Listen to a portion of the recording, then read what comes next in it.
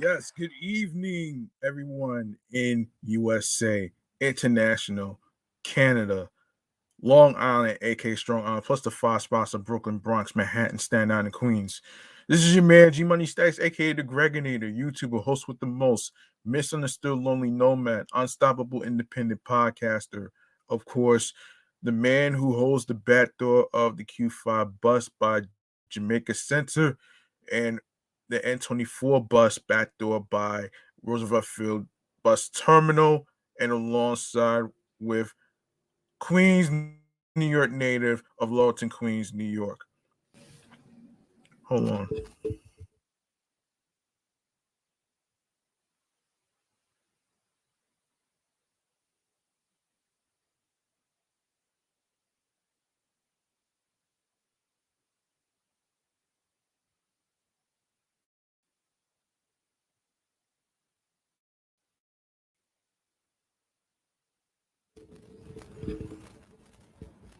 And you're rocking with the and you're rocking and alongside with me on the 296th episode of Off the Meat Rat Chainz New York Avenue podcast, live and direct from StreamYard, alongside with YouTube and of course the Instagram live feed of the podcast show page. Make sure you turn your notifications so you know when I'll be on Instagram live recording some episodes. And speaking of episodes, do the same with YouTube. Go ahead and grab that subscribe button for me on the YouTube channel page of G Money Stacks 555 and tap on the notification bell so you can be reminded when the show goes in the air via live stream.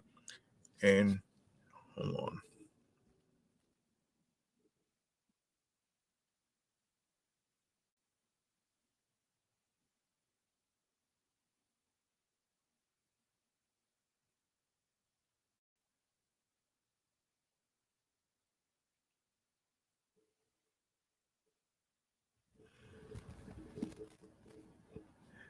Yes, tap on the notification bell so you can know when each episode is going to be going on the air via live stream, alongside with leaving a like and a comment along with the episodes with the topics that's being discussed. And of course, you can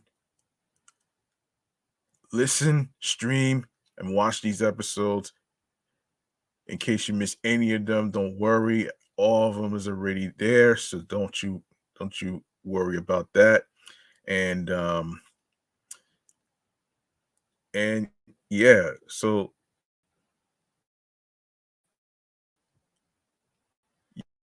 you can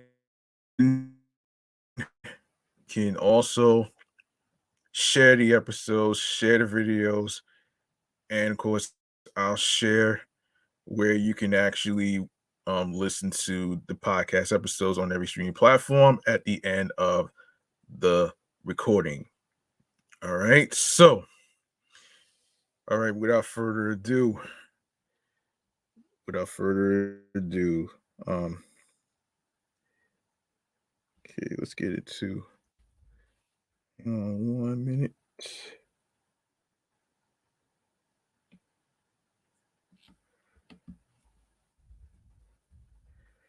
Sorry about that. All right, let's get into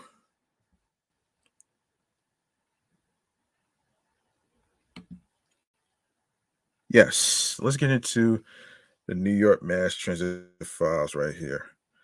Um, all right, so hang on 1 second.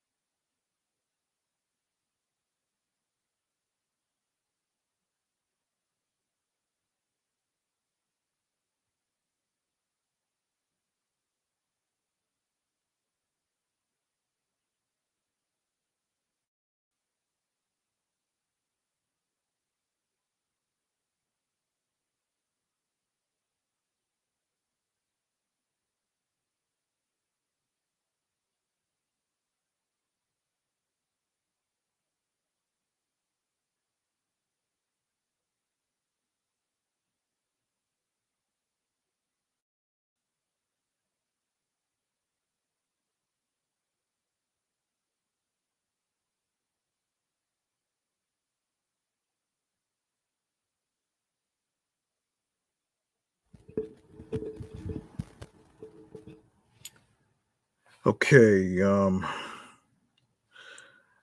right. Um. Okay, we got some transit stuff to get to. One in particular. Um. Hold on one second.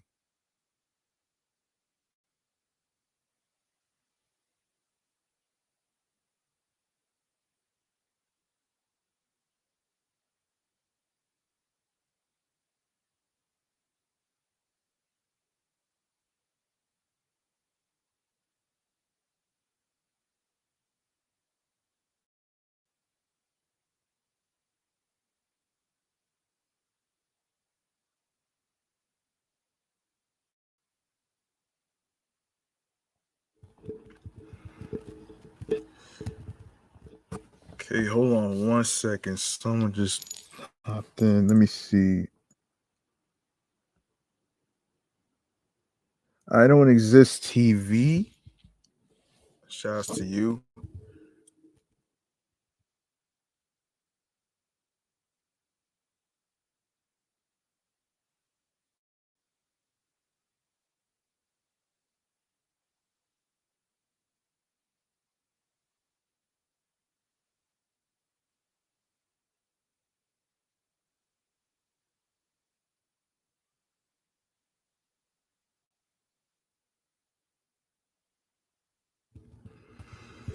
Yeah.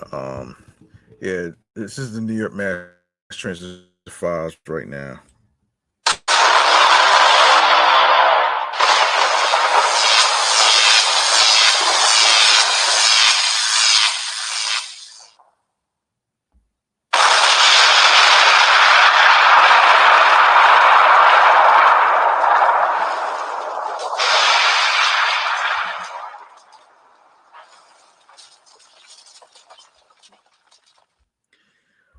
All right. All right. So the MTA has finally started introducing Omni vending machines at subway stations where riders will soon be able to buy and reload system.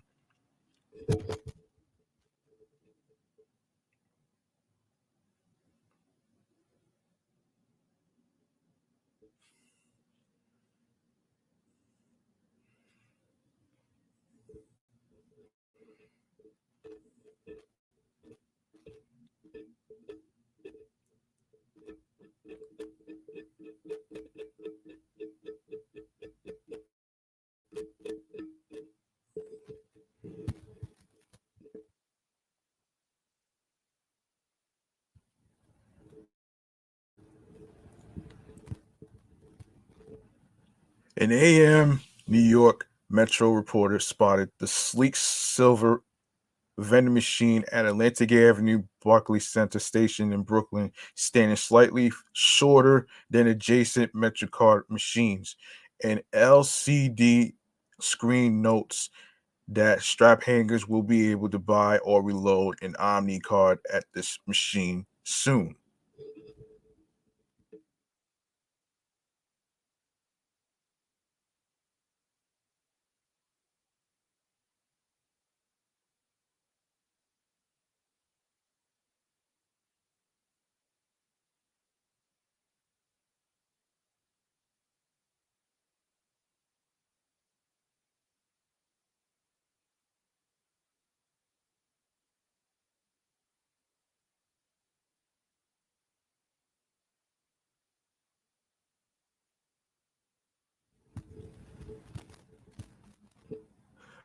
Ear- Earlier this year, the MTA said that Omni machines would be rolled out at all 472 subway stations this summer, but the agency has been delayed in archiving that goal.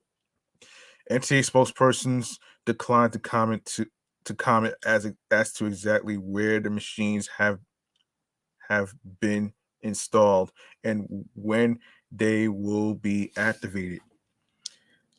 Riders can pay their fare by tapping a debit card or their phone's digital wallet onto Omni readers at subway turnstiles and on buses, but the MTA has also um,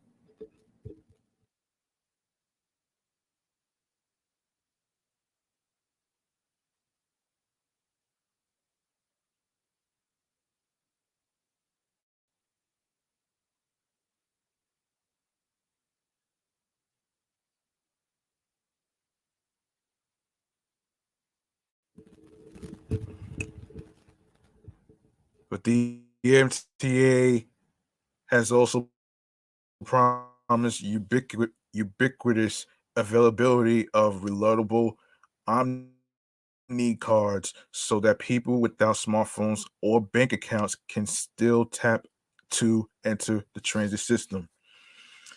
Um, the MTA finished installing Omni readers at all subway turnstiles and on all city buses at the end of 2020. The intended to fully phase out the MetroCard by the close of this year. Those plans have been put on hold indefinitely, however, amid the relatively sluggish adoption of tap to pay and complications with integrating Omni into other transit nodes not run by the MTA.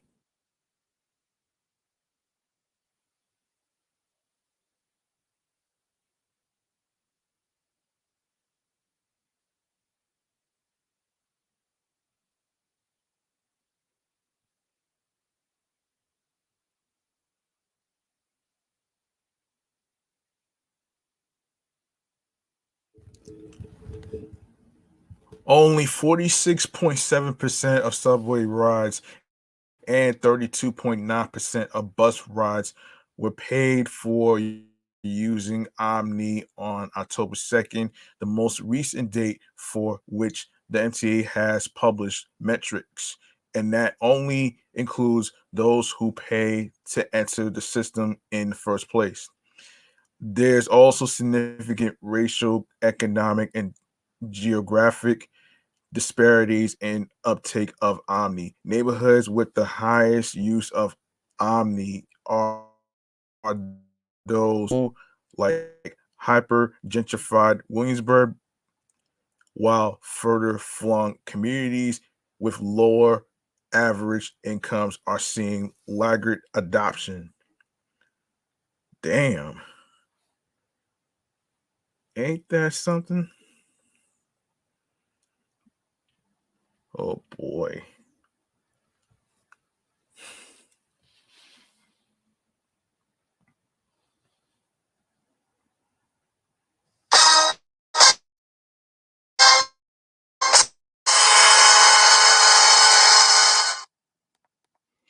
Hmm.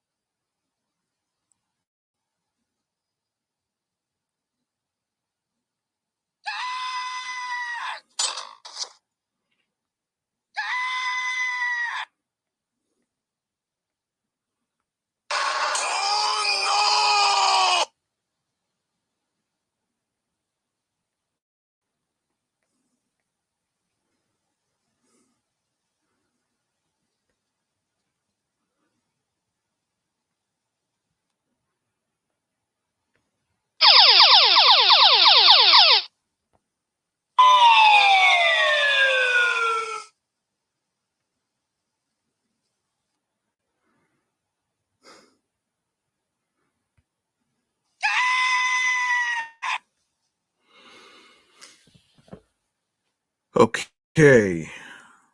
Um. Okay. Let me get to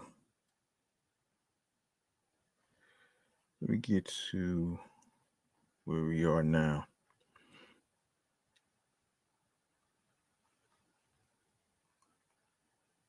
All right. So,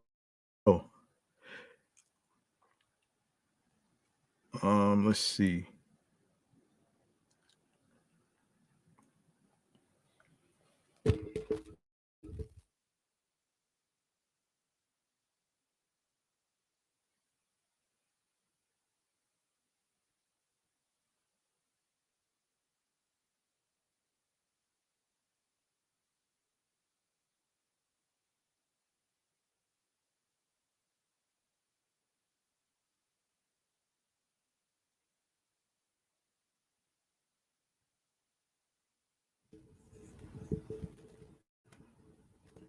MTA officials last month blamed that on the delayed rollout of vending machines, a necessity for those who are unbanked or don't have a smartphone, and disparities in which retailers are selling Omni cards.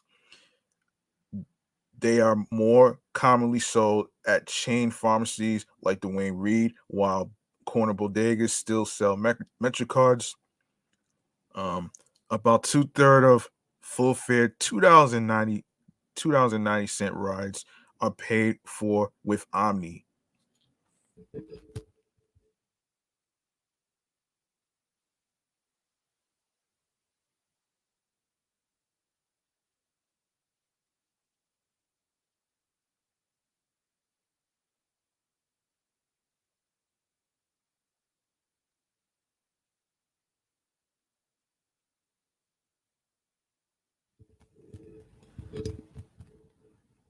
But for reduced fare rides, the proportion is a measly 5%. The MTA has integrated Omni for its half-priced senior and disabled fares. Hmm.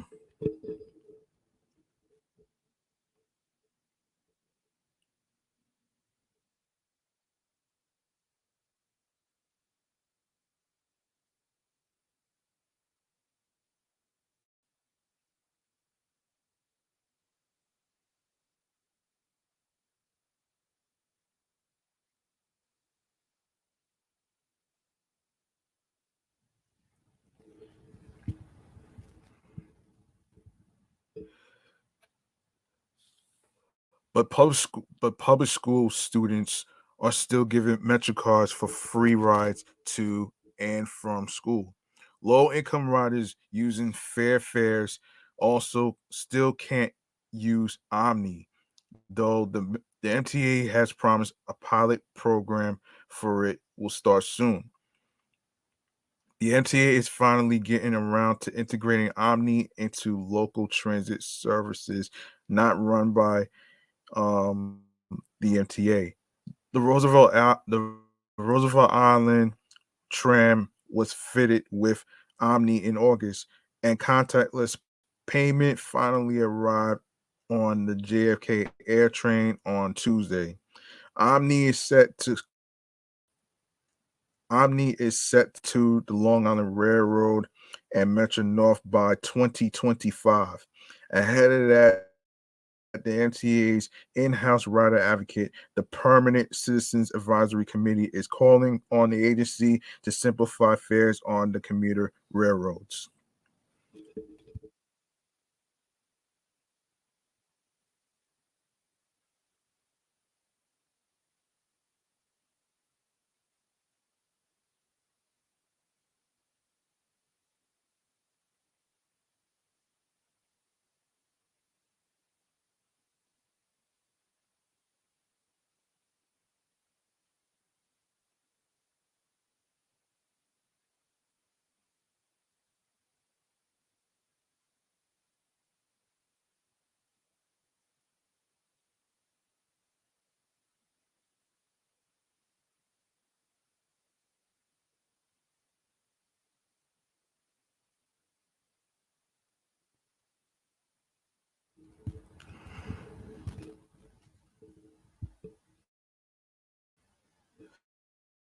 A man's face was slashed aboard a subway train at station on Thursday morning, police said. The incident unfolded on a downtown 6 train at 8:54 a.m.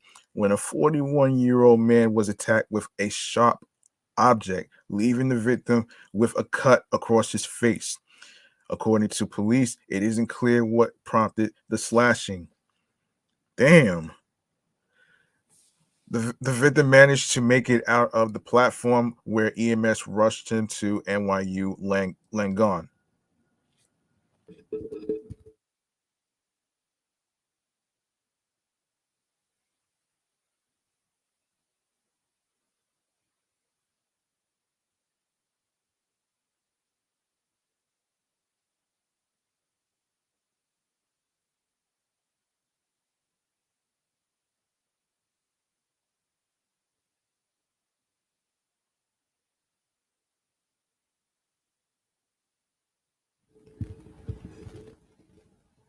The perpetrator, who is believed to be in his 60s, fled the terminal in an unknown destination. Commuters on the 6th line faced heavy delays for about an hour following the attack. Anyone with information in regard to this incident is asked to call the NYPD's Crime Stoppers hotline at 1-800-577-TIPS, or for Spanish 1-888-57-PISTA, which is 74782.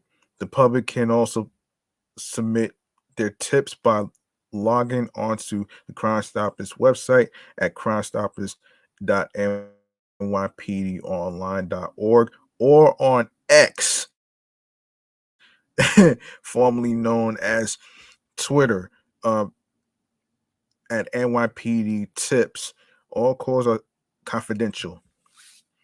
All right, so yeah, that right there is just plain crazy to me. Let's see what else. All right, okay, let's see.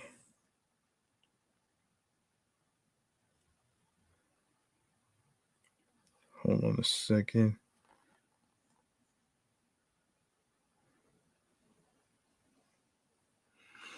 All right, let's get into this segment right here, chatting on the jazz. All right, so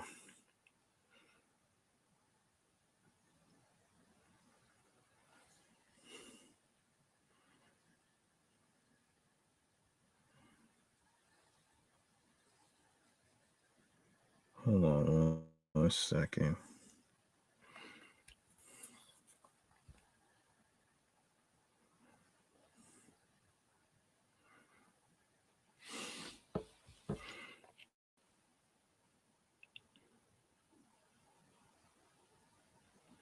Hang on one second. Okay, here it is. Here it is, chatting on the jazz.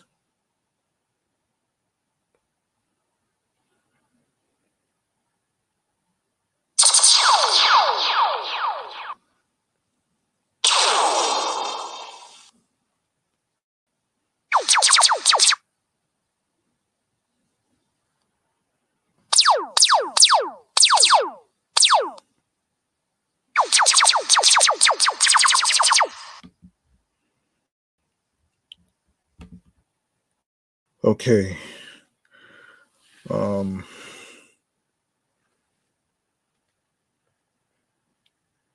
Hold on.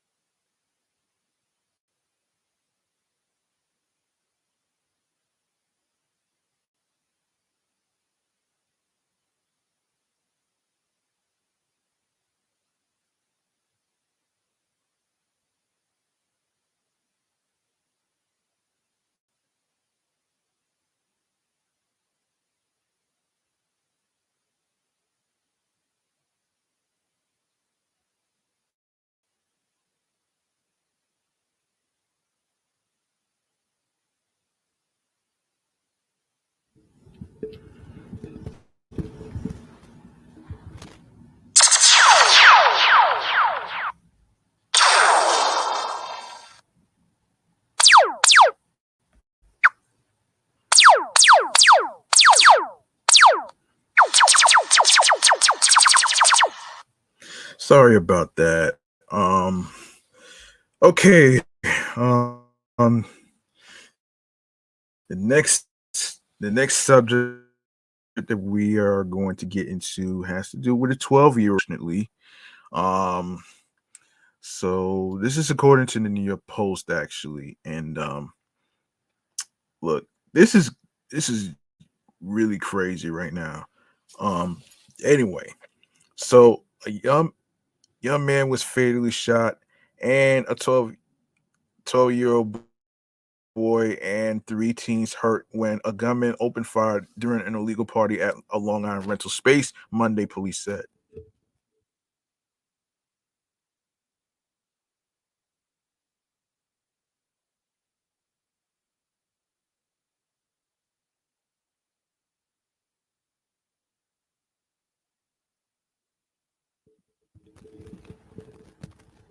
The gunman fired off 8 rounds about 8:30 p.m. outside Dopey's World at 85 Ocean Avenue in Valley Stream, a rental hall where between 50 to 60 people gathered for the unorganized gig, said Nassau County. So 20-year-old Brooklyn man was struck in the chest and taken to a local hospital where he was pronounced dead. Fitzpatrick said authorities have not released his name pending family notification. Oh, brother. Like, seriously, this is crazy. That's crazy, man. Jeez.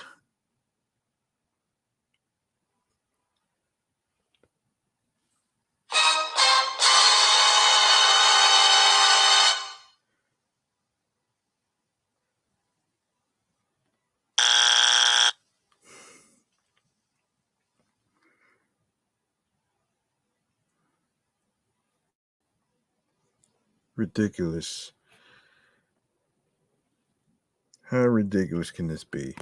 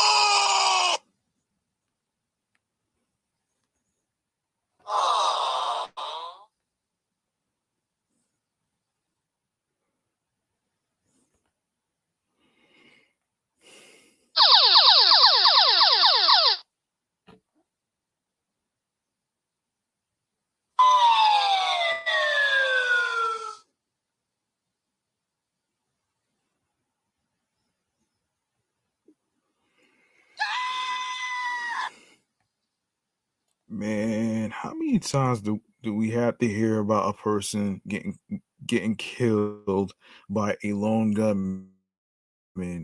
Like, haven't this shit has gone too far. I'm sorry, but it's gone too far. Um, this ain't the first time I heard something like this. But anyway, so the youngest gun victim was a 12-year-old boy who was standing just inside the doorway when a slug went through his upper left shoulder area. Fitzpatrick said the kid was hospitalized in stable condition.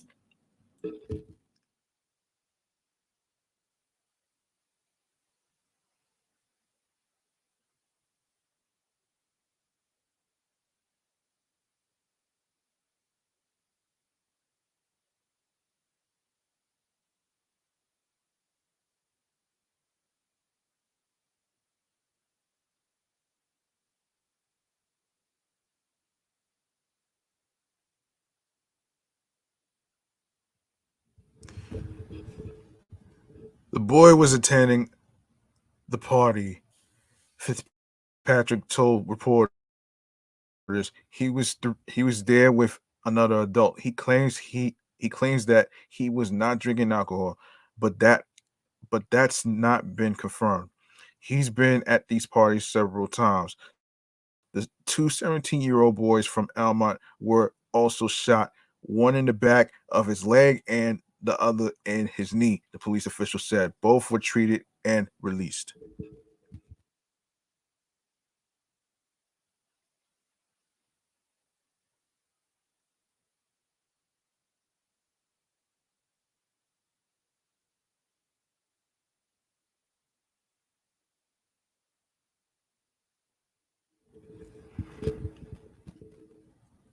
A 17-year-old girl from Brooklyn also suffered a cut on her hand, but it is unclear how she was hurt, officials said.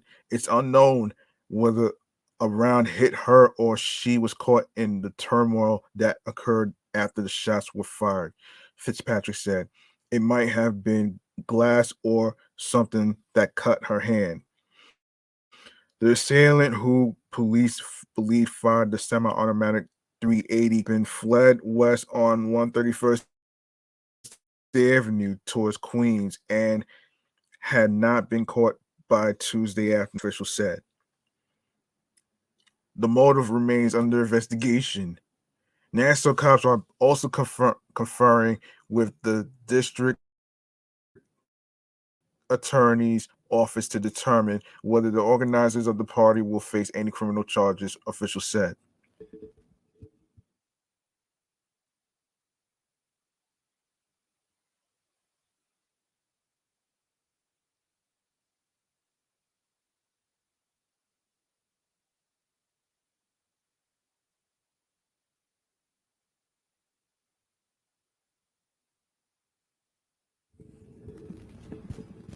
The party, which was promoted widely on social media, was considered illegal because the organizers were charging admission and serving alcohol without a license. Nassau Police Commissioner Patrick Ryder told reporters. Um, Liquid marijuana may have been served at the party as well, the commissioner said. Okay, that was stupid. Look, it's simple. Are on all your kids are all on these sites, Ryder said.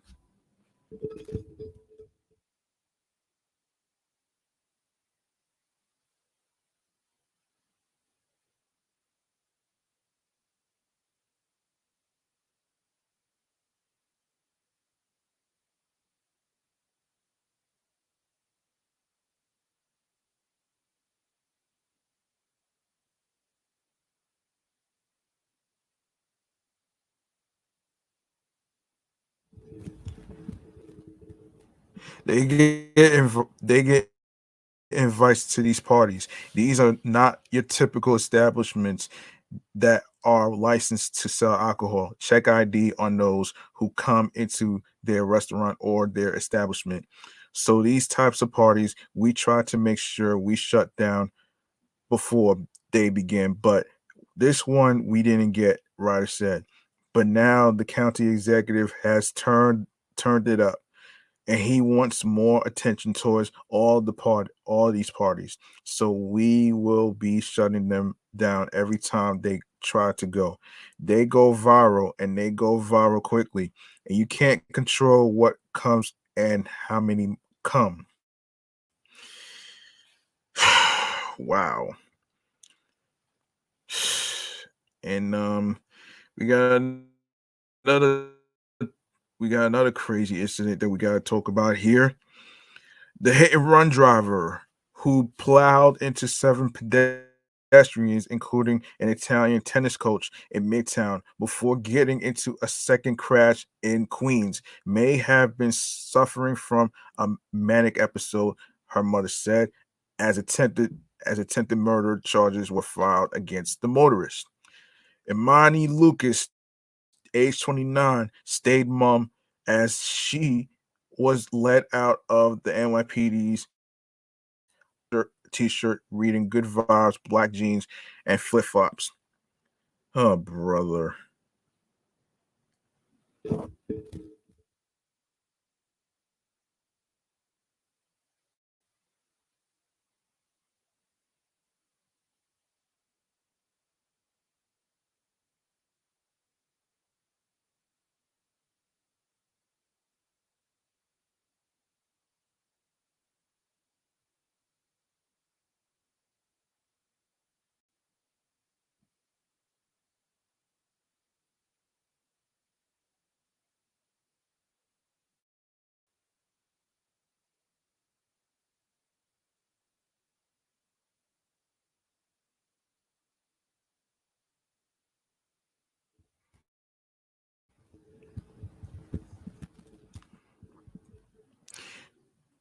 She ignored reporters' questions about whether God had told her to strike the innocent pedestrians or if she had anything to say to the victims as cops escorted her into a waiting police cruiser on the way to Central Booking just after 10:45 a.m.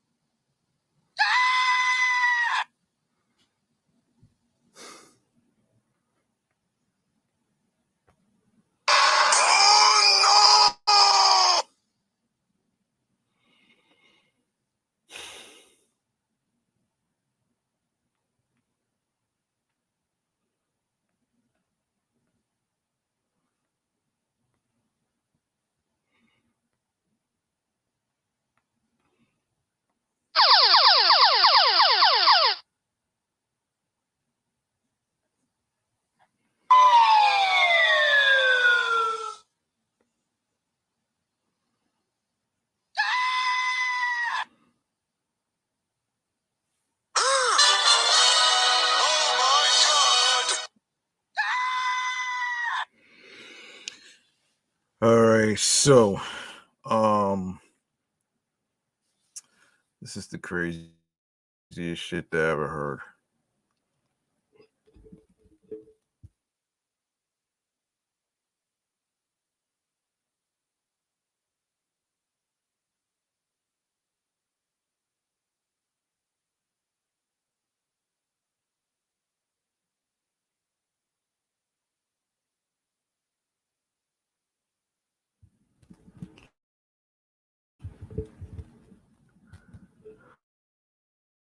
Lucas has been slapped with 7 counts each of attempted murder, assault, reckless endangerment, leaving the scene of an accident, and reckless driving in connection to the Sunday night crash at West 36th Street and 6th Avenue, authorities said.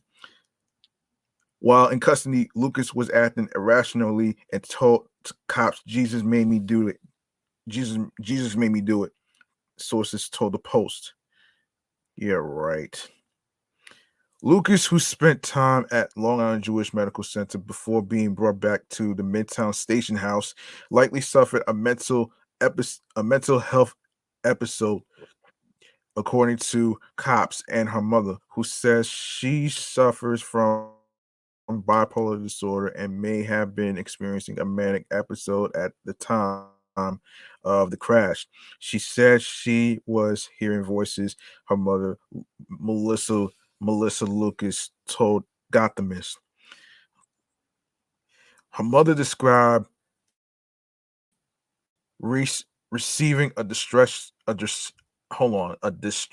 call from her daughter Sunday night while she was away on vacation with her husband. I asked her, I said, Imani, where are you? She didn't know where she was. She didn't know where she was going, she said. I'm just driving. I'm just driving. And I said, where are you? I don't know. I don't know. And then that's when I think I heard a police officer coming up to her talking, and then I heard something like Bayside Queens. Lucas was living with her parents in New Jersey, but worked in the city, her mom said, noting that she had made really big strides towards independence. Hmm. And she's on medication, and she, as we knew, as far as we knew, she said she was taking her medication. Her mother said this episode coming on all of a sudden. I don't know what to think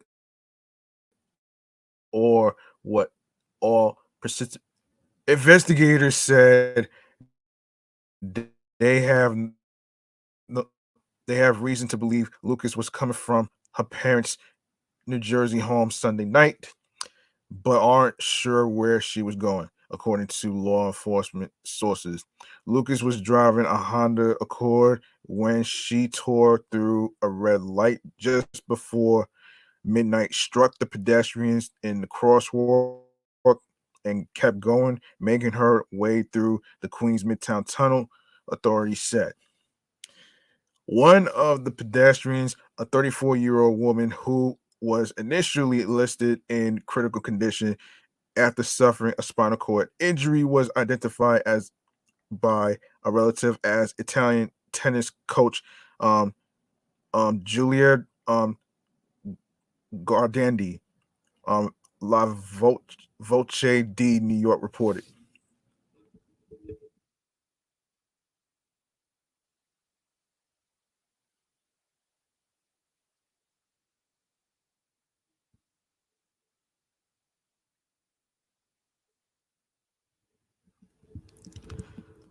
Gard Gardandi, no, excuse me, Gardani, who was on the last day of her vacation with her husband when she was struck, has since been upgraded to a stable condition.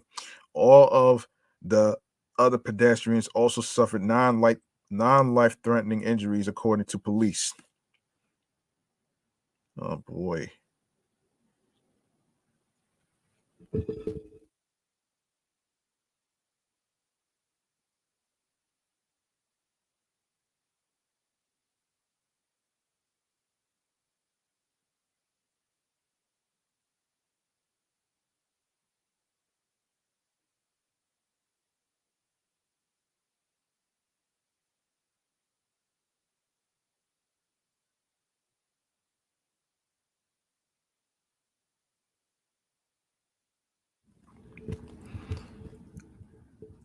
4 men, ages 24 to 60, were also rushed to Bellevue, including a 27-year-old suffering two broken legs, sources said. Damn. A 32-year-old man was taken to, um, hold on a second, was taken to Cornell medical attention scene. The fleeing motorist then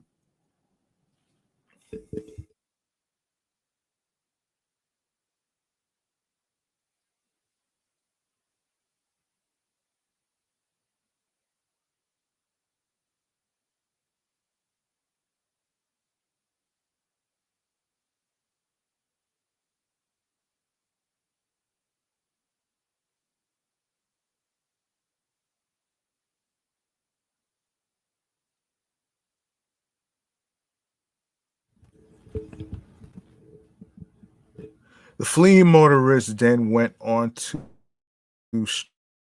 strike two cars on the Long Island Expressway near the 188th Street exit in Queens before her car became disabled, police said. Lucas, who tested negative for alcohol, was nabbed at the scene after cops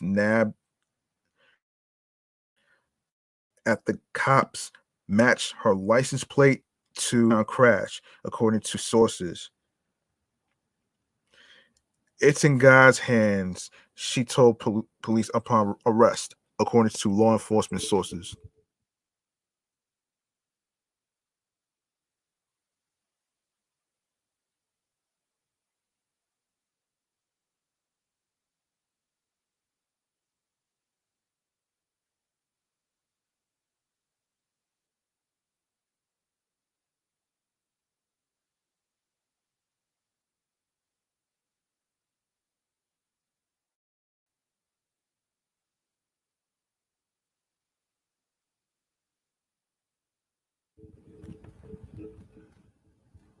No one was hurt in the second crash, cops said. The other drivers were able to continue on their way after giving their information to police, authorities said. Lucas was awaiting arraignment in Manhattan criminal court on Tuesday. So there you have it right there. Ah, man. How stupid can you be?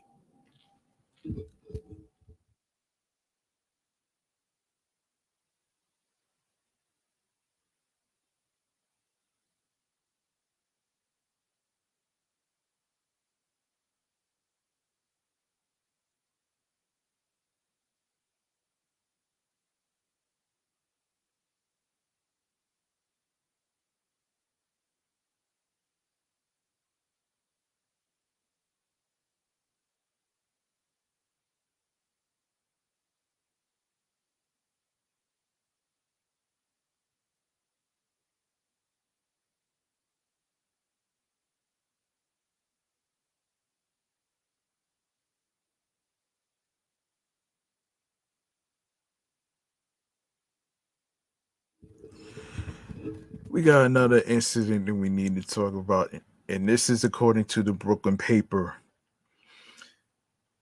Um,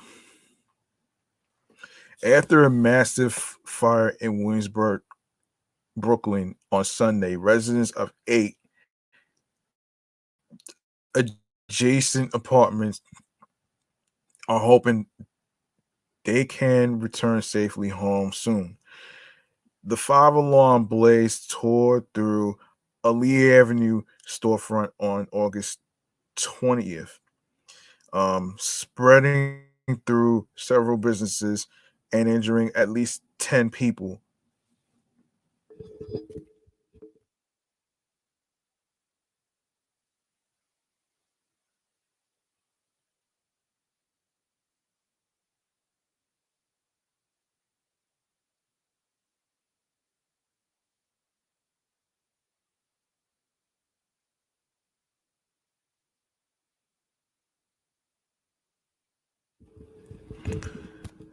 Firefighters vacated a number of units at 110 Lee Avenue to ensure the residents' safety.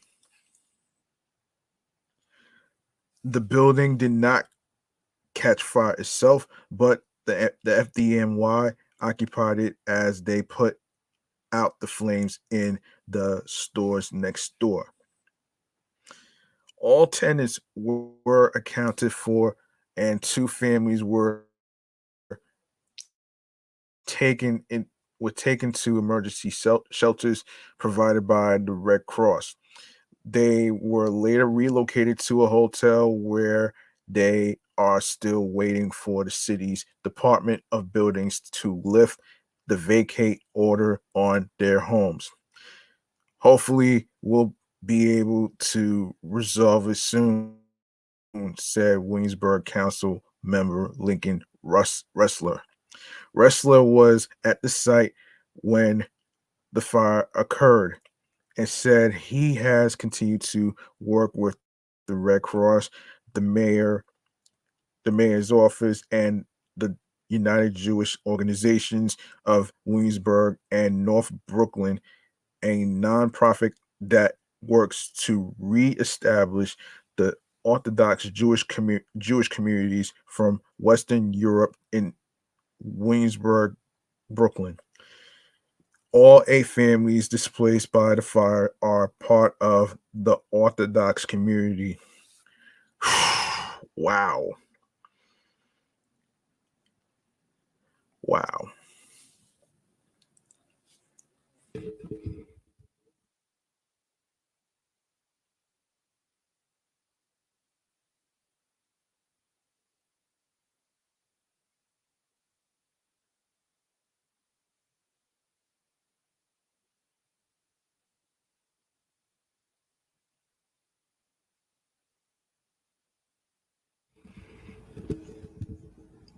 It may be that the vacate is lifted on a partial basis for some of the units first, and then hopefully the remainder of the units there, Wrestler said after talking to the DOB.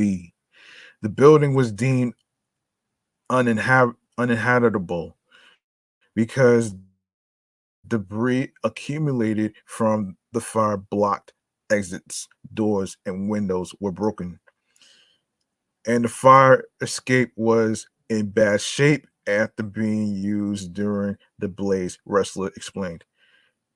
When the DOB conducted the inspection, of the building at 110 Lee Avenue on Monday, they found the rear exit of the fire escape was obstructed by a padlock gate. There were household items stored on the fire escape and a flammable wood deck under the drop ladder, all violations of city code.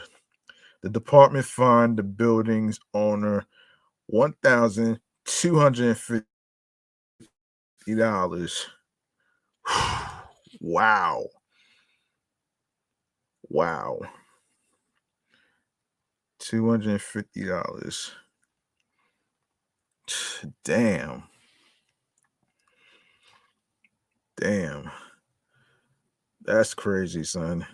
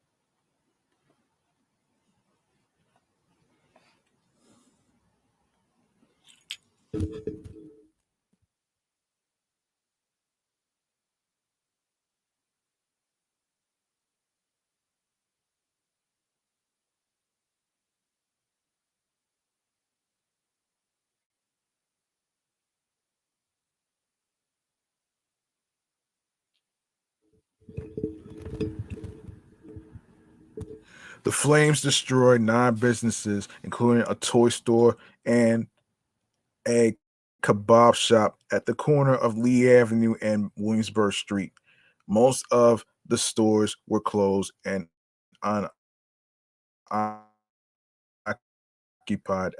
Okay, says Samuel Stern, chair of the Community Advisory Committee of the UJO, who has been in communication with the building's landlord and directly with the families.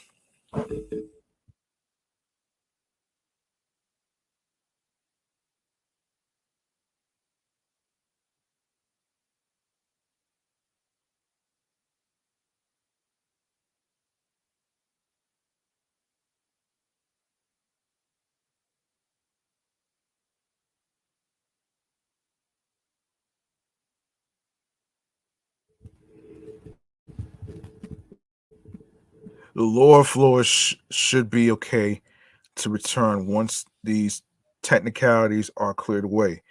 So we're working on that. that. The DOB is very receptive. They understand the urgency of having these children getting back to school soon. So it's very it's a very sensitive time. It should be within a week, but we can't say.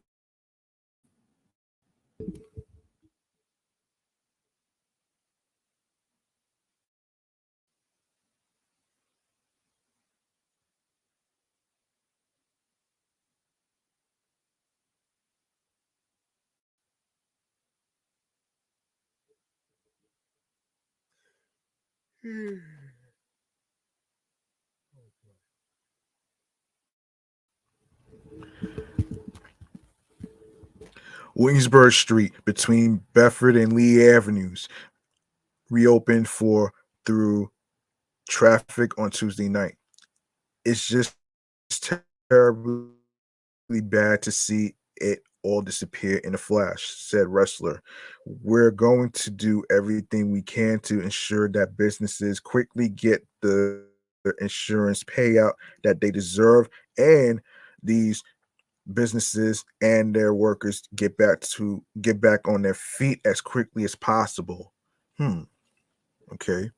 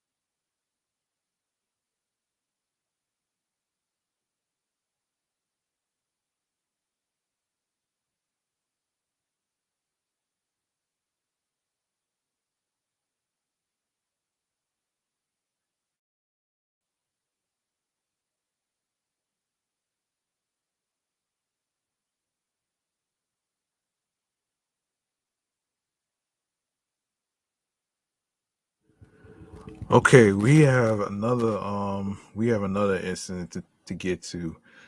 Um this is pertaining to another fire incident that happened in the Bronx.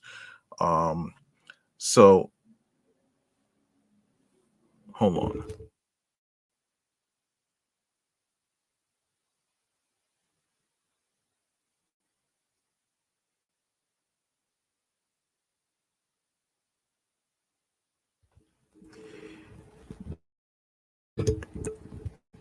And yes, so this is this is another incident. The story was on Fox 5. Fox 5. Um So a massive fire ripped through several businesses Tuesday morning in the Bronx. That was last week, of course. Um, According to fire officials, the blaze broke out just before 4 a.m. on Bainbridge Avenue in the Norwood section. Wow.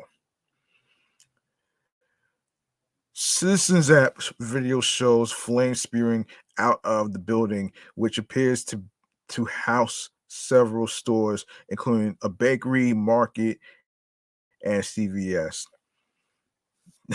Damn, that's crazy, man.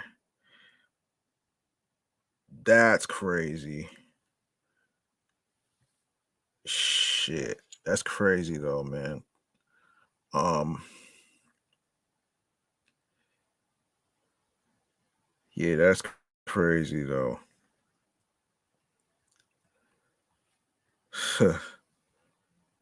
Damn, son,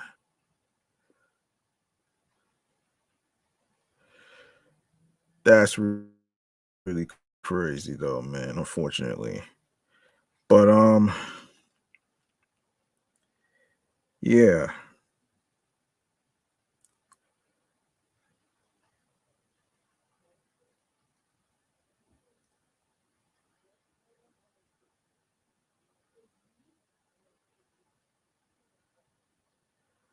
Oh boy.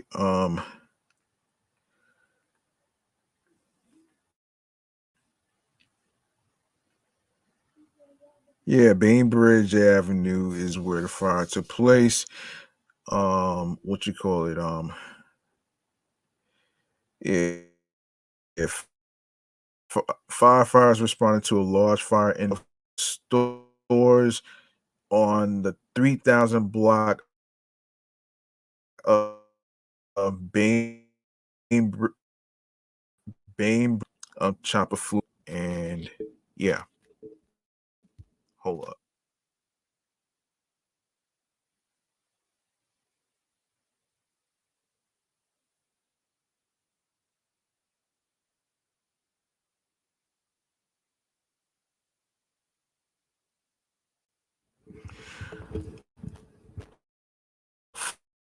Flames and smoke shot from the roof of a commercial strip, engulfing seven mom and pop businesses and the livelihoods of their distraught owners. This is the only source of income for me. I don't know how to survive now, said Muhammad Alam of Curry and Kebab. For the past 6 years, Alam has been putting in 12-hour 12-hour days to keep the store afloat. He said the slamdemic took such a toll on his businesses, he couldn't afford fire insurance, and now he doesn't know if he can rebuild. Hmm.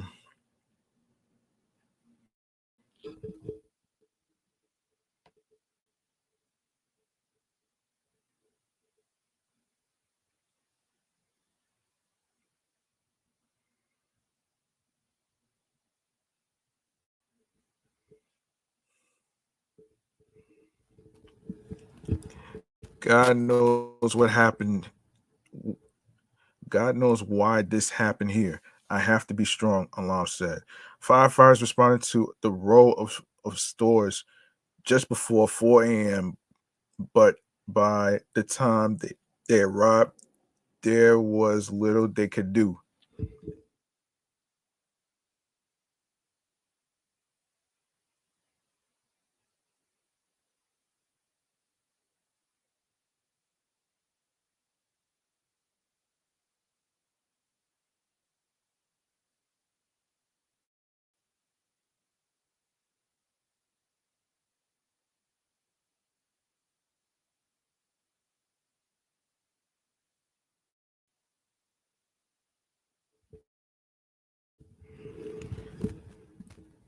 The fire had already gotten into the cock loft at that point. Units made an effort to get in and knock the fire down, but it was too far advanced at that point. We had to back out. FDNY Deputy Chief Paul Miller said. Several grocery stores were destroyed, along with and a bakery. The only silver lining is the fact no one was inside. I was hoping it would be a false alarm, but it is what it is. Thank God it happened in the nighttime," said Lena uh, Alizovic of Bainbridge Bakery. Neighbors said it was not the first time a disaster like this struck the block. On Halloween 2019, a similar fire broke out. Hillside Meat Market was spared that time, but not Tuesday. This was this was everywhere. The whole block, said Sal Mira of Hillside Meat Market. Same exact fire, same stores. So all these stores regrouped, came back, and look what happened. Again, neighbor Christopher Hoffman said the cause of the fire remains under investigation. The FDNY says a few firefighters suffered minor injuries, but all are expected to recover. Okay. All right. So, there you have it right there.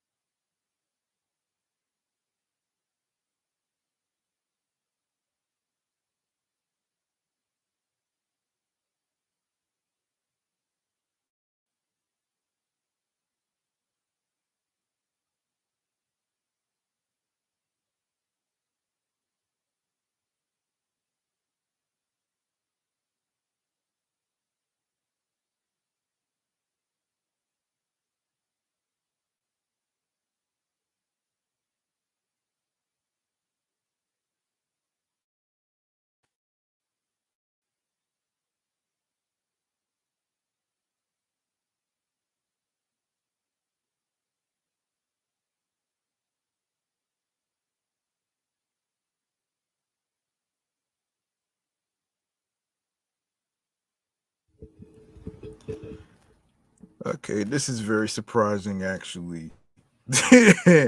This is so surprising to me when I saw this video. So this video is pertaining to a man who pulled over for driving with a massive bull. bull, a massive bull that took place in Nebraska. Oh wow. Wow.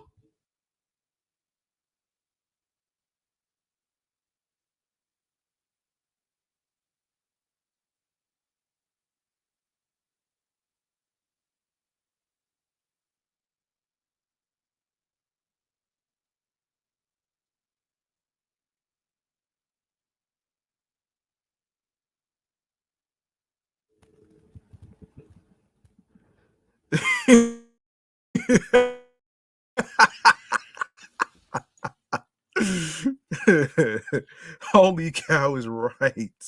A man a man in Nebraska was pulled over for driving down a highway in a compact car with a massive Watusi bull sitting inside the passenger seat. Oh my gosh. This is crazy. This is very, very, very crazy. I hate to say this is so crazy and unheard of right there.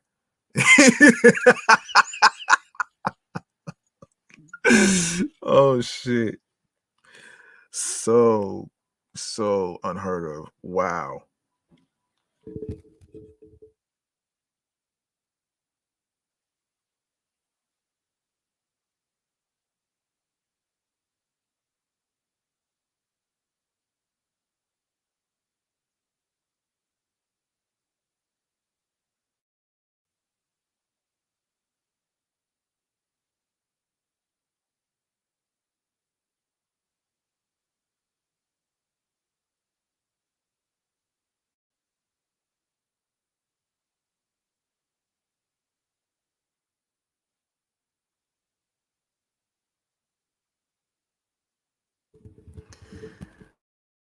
Why in the why in the flying fuck do you have a fucking bull inside of your car?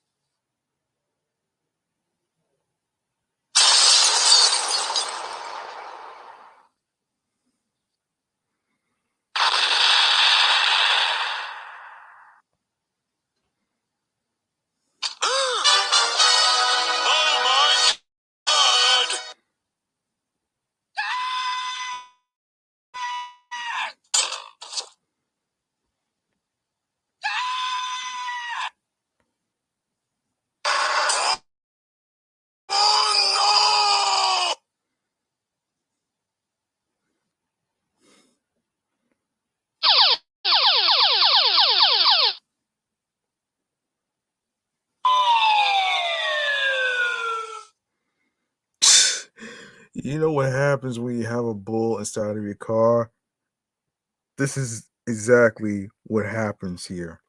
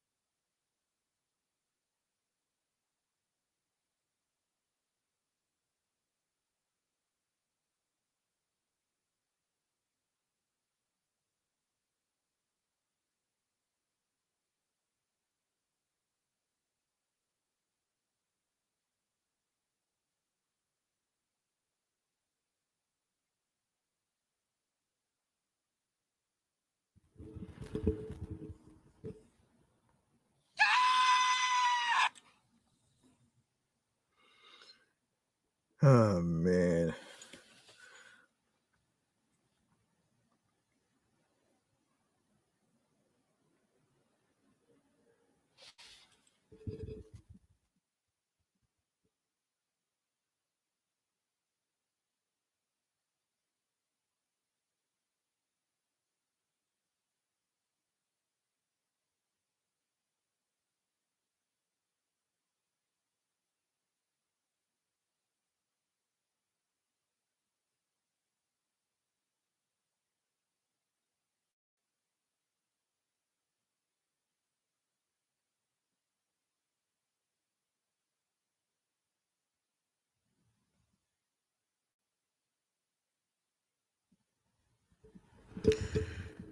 Officers from the Norfolk Police Division received a call around 10 a.m. Wednesday reporting a man driving eastbound on Highway 275 with a cow riding shotgun. Oh man, they thought that it was going to be a calf, something small or something that would actually fit inside the vehicle. Police Captain Chad Ryman told News Channel, Nebraska Northeast. Photos show the immense black and white bull named Howdy Doody.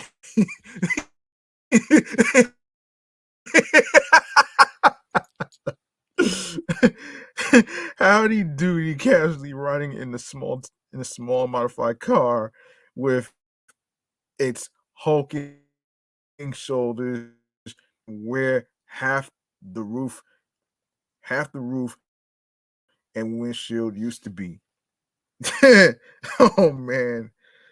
Oh my gosh. That's crazy funny, right? The passenger door had been replaced with a metal guardrail that's typically found in a cattle enclosure. Photos of the car show a sign of the railing read Nebraska's big rodeo parade best car entry.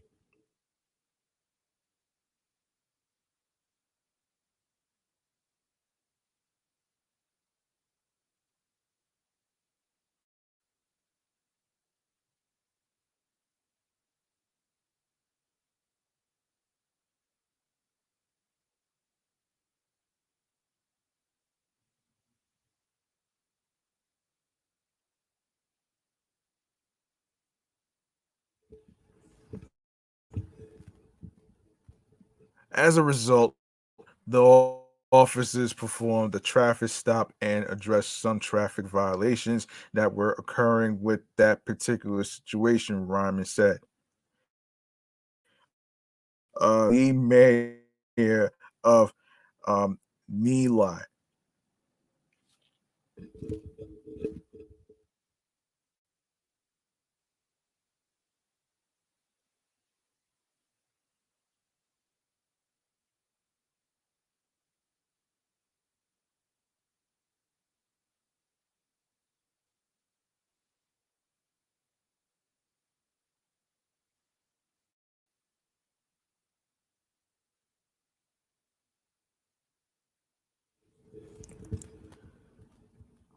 The police officer wrote him some warnings. Ryman told the outlet there were some citable issues with that situation. The officer chose to write him a warning and ask him to take the animal back home and leave the city. Mayor and Howdy Doody headed back home afterwards, police said. It's not known whether the drivers greeted them with horns along the way. Oh man, that's crazy.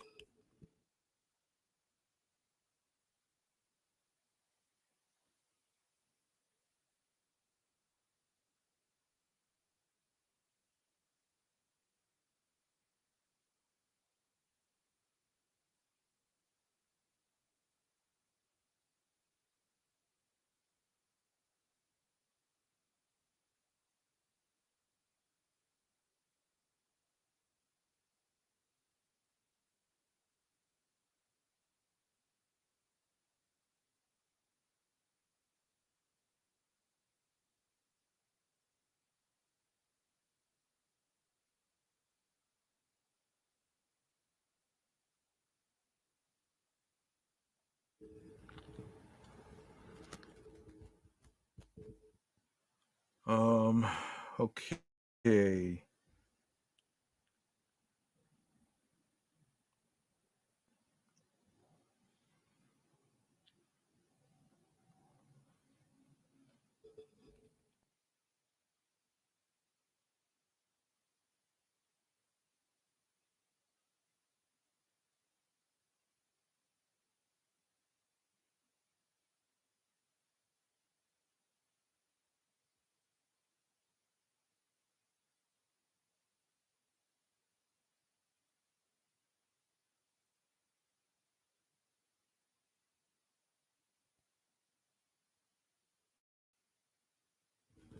Okay.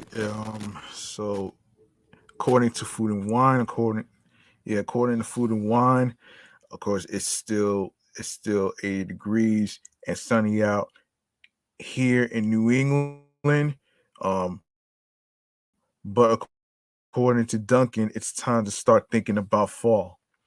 On Wednesday, the coffee chain announced the return of its fall menu, which rolls out nationwide today. Um,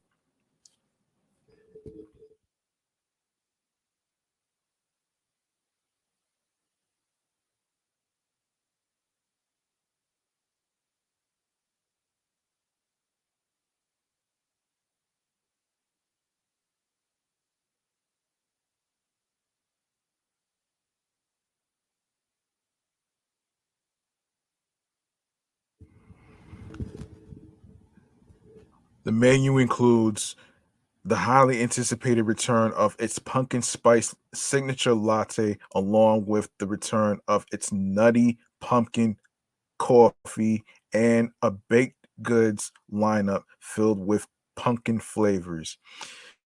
Every year, we can particularly feel the buzz around our pumpkin lineup.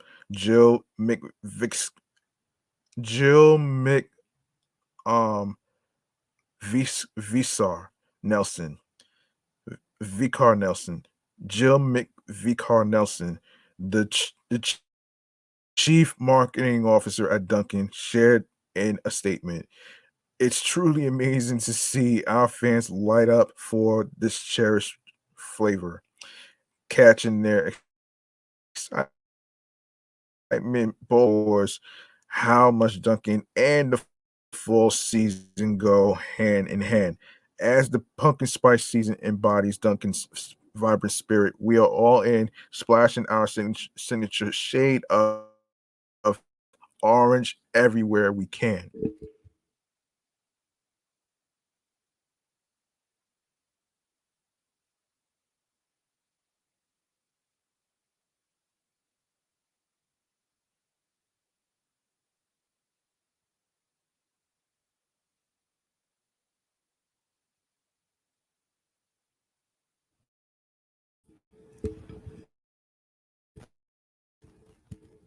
Like in the years past, the pumpkin spice signature latte and the nutty pumpkin coffee will be available hot or iced. And this year, Dunkin' is also bringing back its pumpkin swirl, a flavor customers can add to their hot or iced coffee espresso drinks, cold brew, or frozen coffee for an added fall punch. As for what you can pair with your drink, Dunkin's fall bakery lineup includes its pumpkin cake donut, pumpkin munchkins, pumpkin munchkins donut hole treats, and pumpkin muffins. Hungrier patrons can enjoy the brand's maple syrup bacon two ways as a snack on its own via its maple sugar snacking bacon or in the maple sugar bacon breakfast sandwich, which comes with a fried egg and white cheddar cheese. Dunkin' is bringing one more thing back.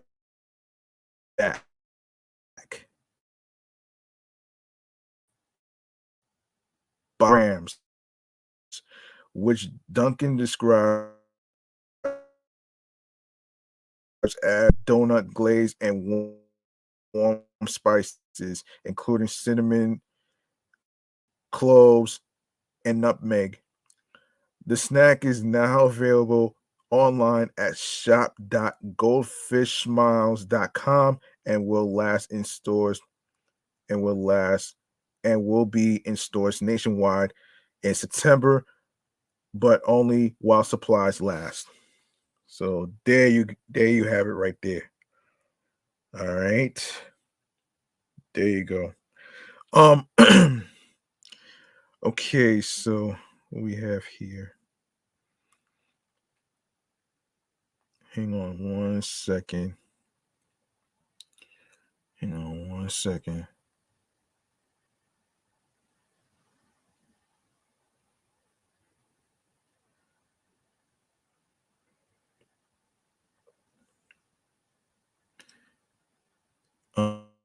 Um. Okay. Let's see. Yes. Um. All right. National Iced Tea Day. Um. Haven't heard this. Haven't heard this. So, of course, this episode is pertaining to National Iced Tea Day. Um.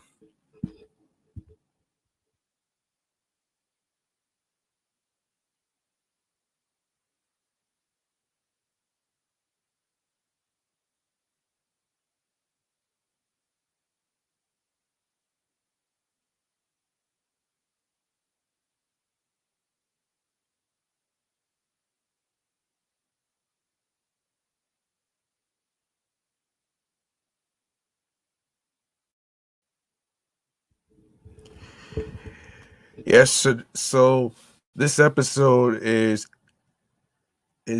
basically it's basically called "It's Summertime. Grab Some Iced Tea Drinks," which is dedicated to National Iced Tea Day. Um. Yes. So there you have it. Get into it right here. And yes,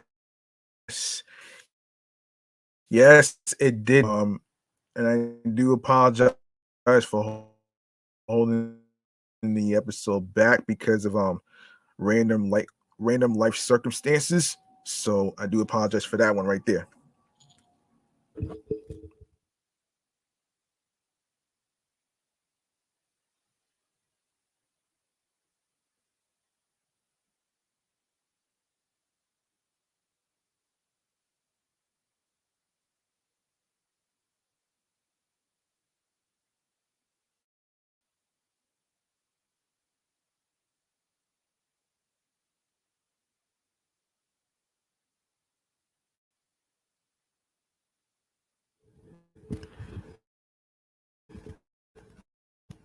Okay, so what is National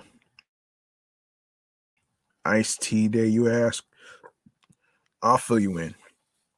Has been around forever, but iced tea didn't burst onto the scene and win over America's hearts and minds until 1904. In that year, visitors to the St. Louis World's Fair were greeted by exceedingly hot weather.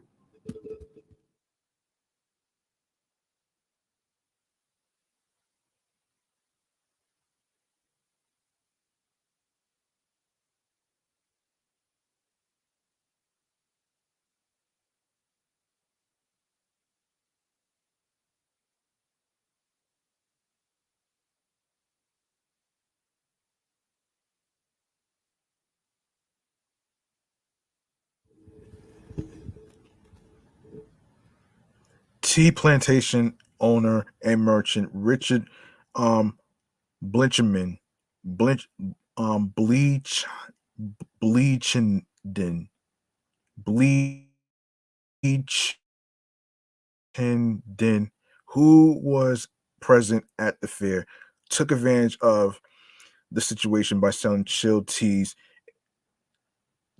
drinks instead of hot tea as a cold refreshment. The rest is history.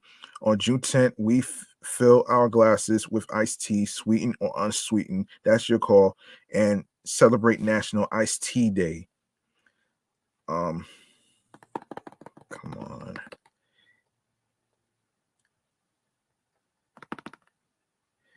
Yes.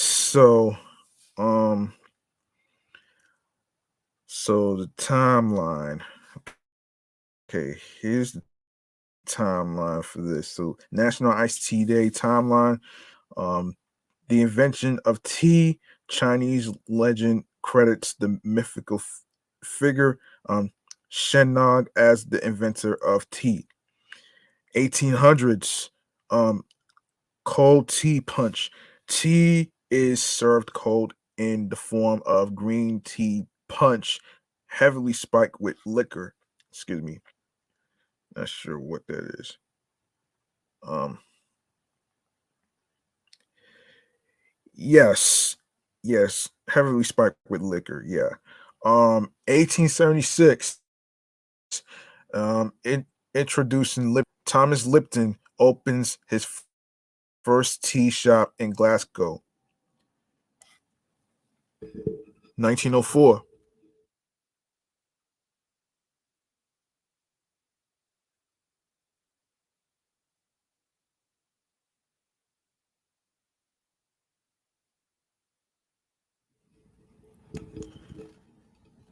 Yes, 1904.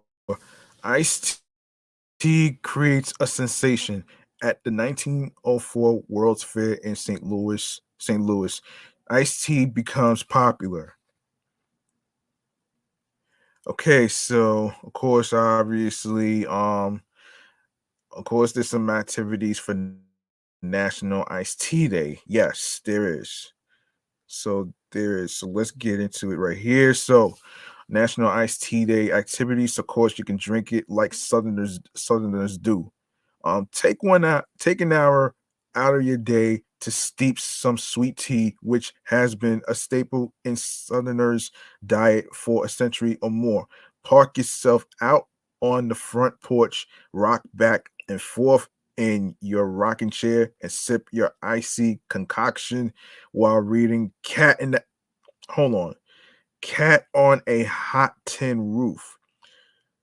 Don't have a porch or rocking chair, a living room and couch will do. Oh man. Oh man, host an afternoon iced tea party. Invite your friends over for tea time. Organize an outdoor seating area.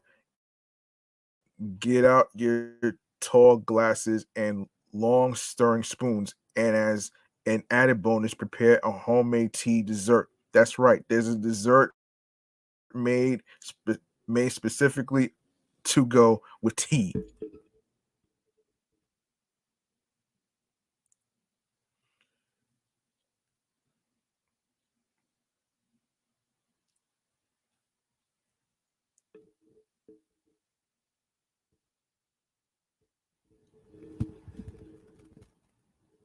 Brew a unique iced tea. There are many ways to enjoy an iced tea.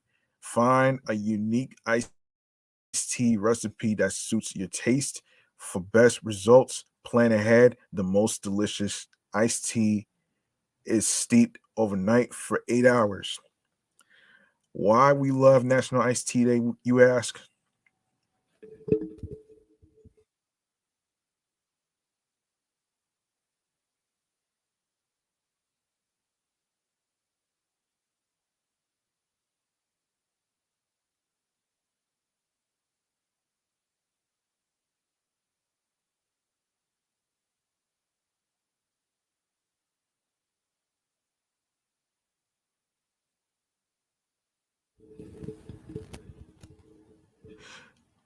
Okay, why do we love National Iced Tea Day, you ask?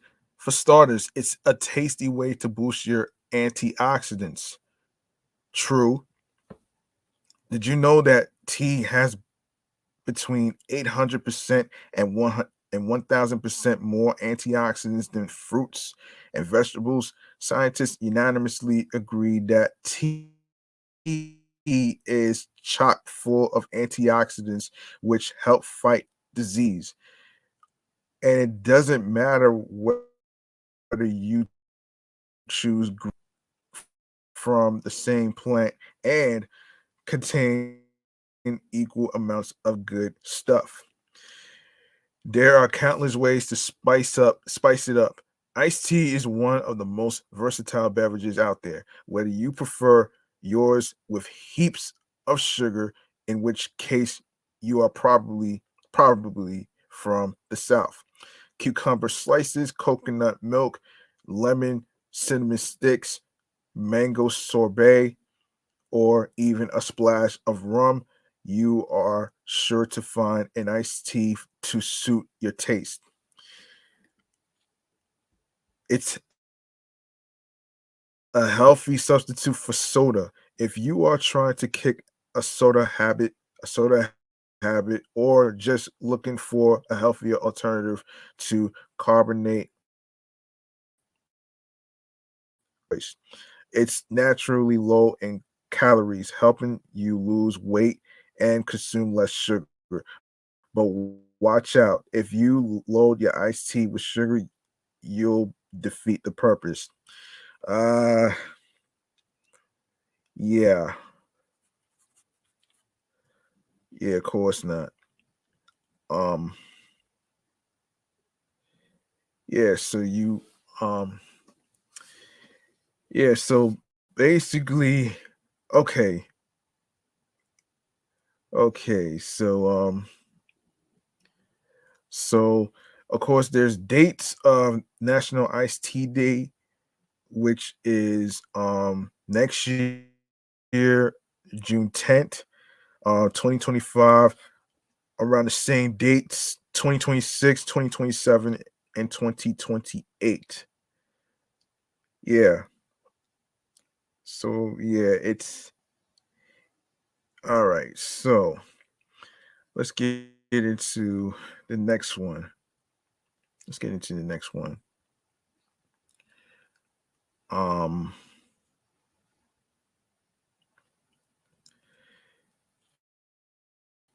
all right, so we're gonna get into the next one.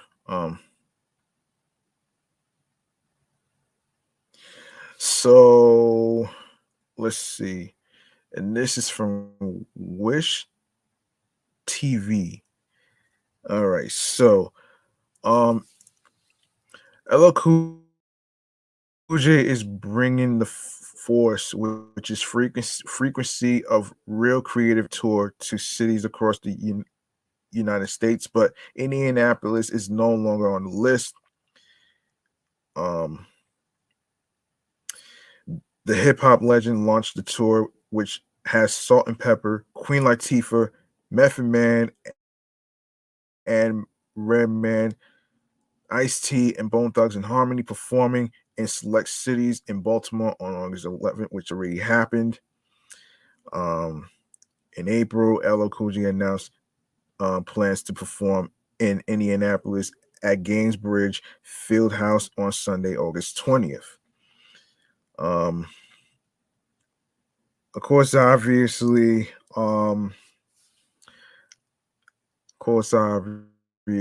this is a little recap right here.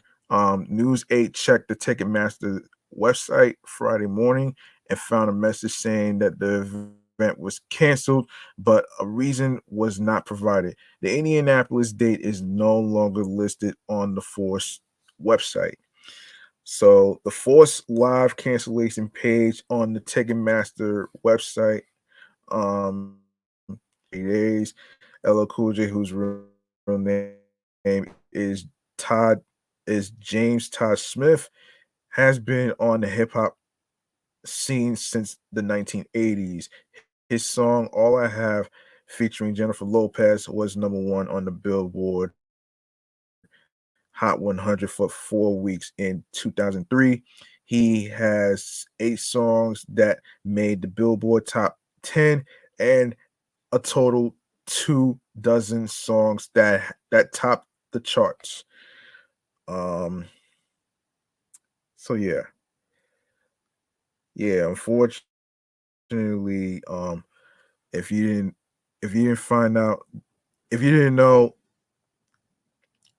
if you didn't know about that, then yeah, it's he had to he had to do a little cancellation. Um, so there you have it right there.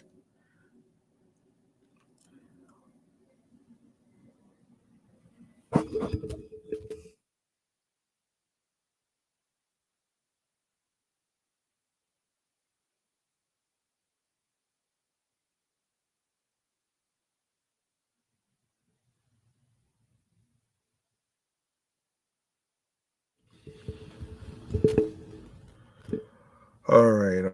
Um, okay, to let's get to Hang on a second here.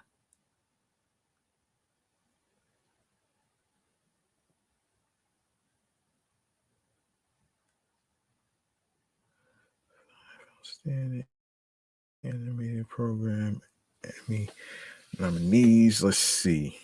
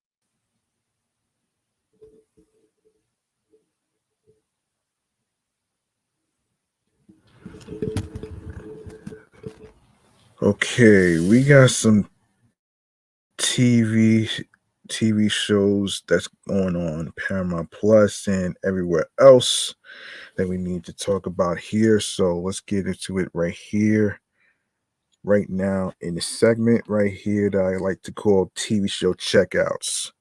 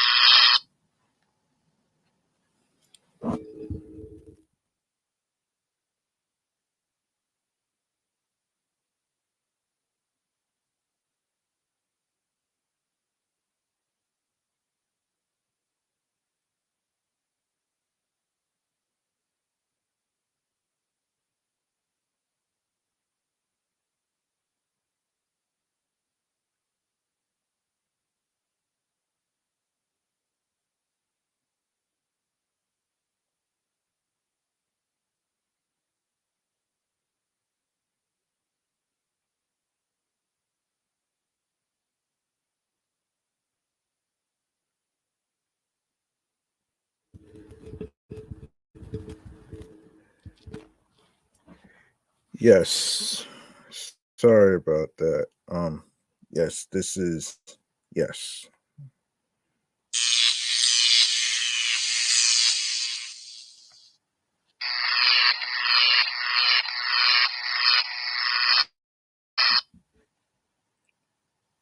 Okay. Um all right, so in this segment of TV show checkouts, we have a whole list of TV shows that came out in the month of October.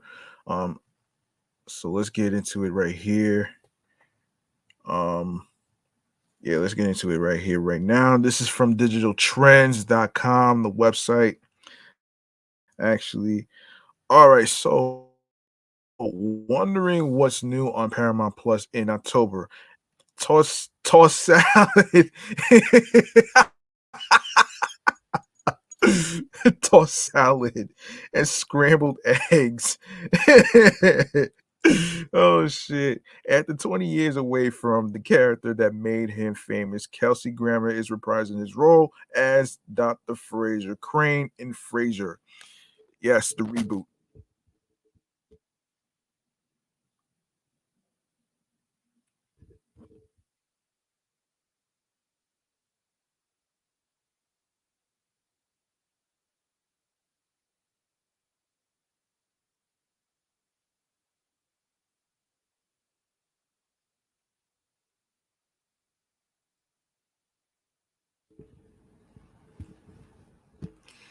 Yeah,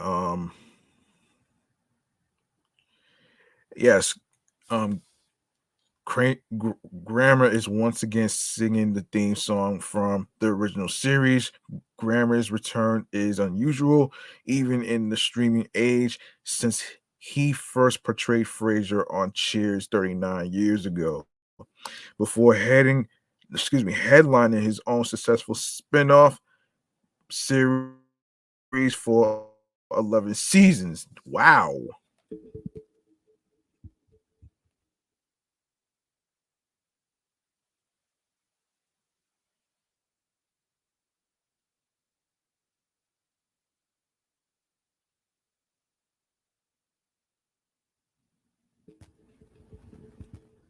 In this series, Fraser is back in Boston and enjoying a late third act in life as a college professor while reuniting with his son and some old friends. But that's only a small part of what Paramount Plus is offering subscribers in October. Of course, obviously, there's also Pet Cemetery Bloodlines, a prequel to the reboot film, and the Kane Mutiny, the Mutiny Court Martial. Oh wow. Oh shit, which is the last film held by director um, Friedkin before his death earlier this year. Additionally, Matt Bomer and Jonathan Bailey are co-starring in a new miniseries, Fellow Travelers.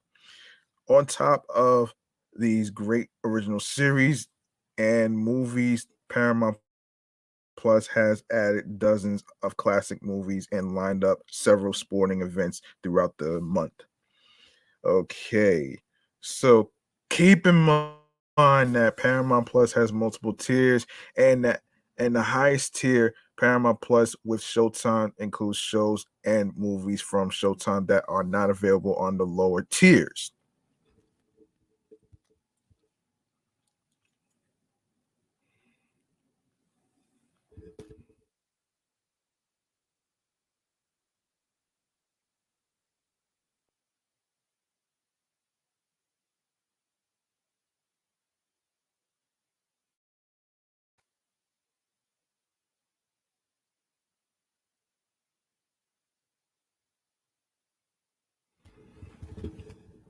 To make things easier for you in our roundup of everything new on Paramount Plus for the month of October, the shows and movies below that are marked with an asterisk are only available on Paramount Plus and Showtime.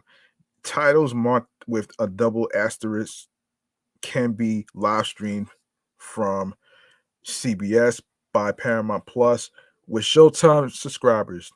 Our picks for the month are in bold.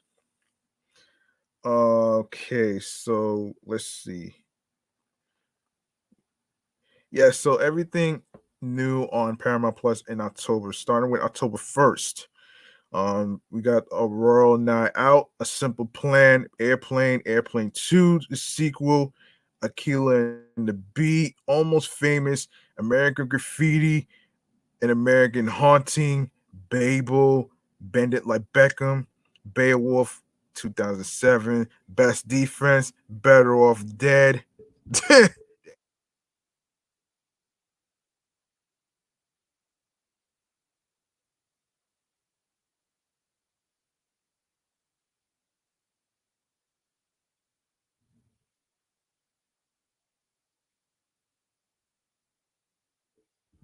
Better Off Dead, damn. Big Game, Birthday Girl, Birthmarked, Body Cam, Chocolate City, Citizen Roof, Clerks, Crawl, Croupier, Dance Flick, Dead Presidents, Deep Impact, Defiance, Dirty Rotten Scoundrels, District 9, Dottie and Soul, Doubt, I for an I, Face Off, Fatal Attraction. Hold on a second. Hold on. Hold on a second. Yes, Fatal Attraction, Fear the Night, Firestarter, 1984. First Blood, Flesh and Bone, Follow Her, Getting Even with Dad, God's Waiting Room, Harlem Nights, Hearts War, Home for the Holidays, Hoosiers, Igby Goes Down, In and Out, In the Bedroom, In the Heights, Indiana Jones and the Kingdom of the Crystal Skull, Indiana Jones and the Last Crusade. Of course,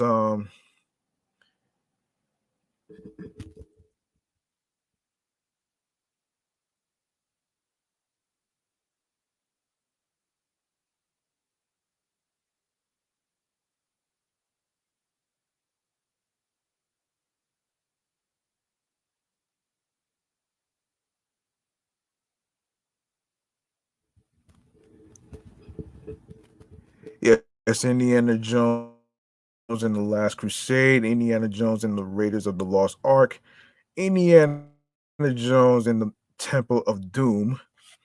Um, inside Lewin Davis, Into the Wild, Iris, Jackass number two, Jezebel, um, John Grisham, The Rainmaker, um, Just Between Friends. Um,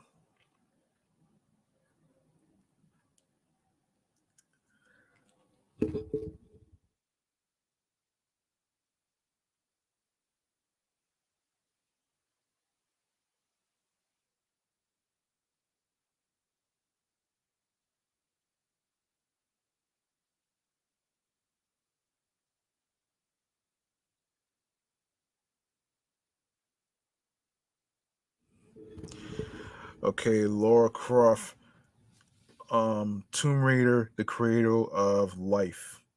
Laura Croft, Tomb Raider, LX 2048, Malcolm X, Manfield Park, um, Mary Shelby's, no, excuse me, Mary Shelley's Frankenstein, Mean Creek, Midnight Cowboy, Minority Report, Moonstruck, More American Graffiti, Mr. and Mrs.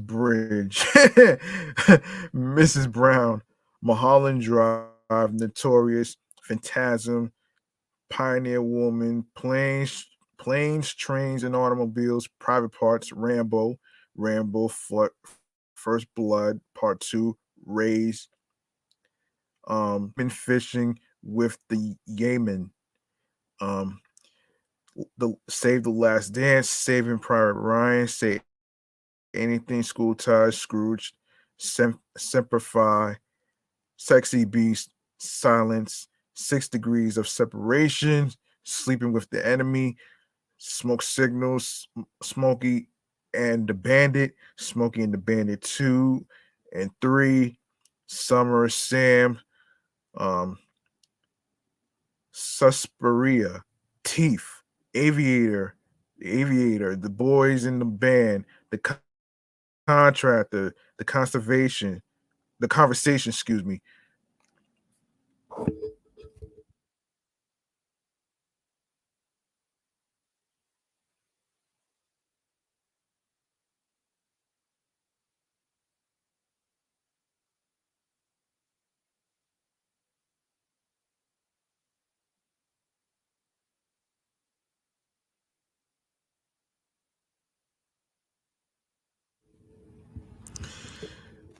Okay, the Curious Case of Benjamin Button, The Duchess, The Firm, The Grudge, The Host, The Integrity of Joseph Chambers, The Italian Job, The Love Guru, The Man Who Shot Liberty, Liberty Valance, um, The Missouri Breaks, The Newton Boys,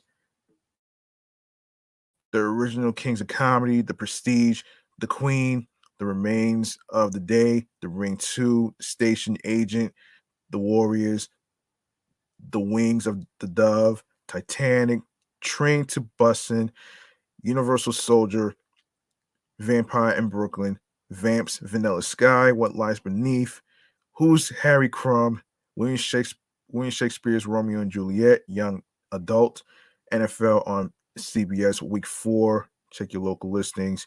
Argentina, Elijah, Professional D Football, Boca Juniors versus River Plate. Um, yeah. Um, Professional Bull Riding Camping World Team Series, October 2nd. Loca Season 1. The Price is Right at Night. Um, interesting. Um, interesting.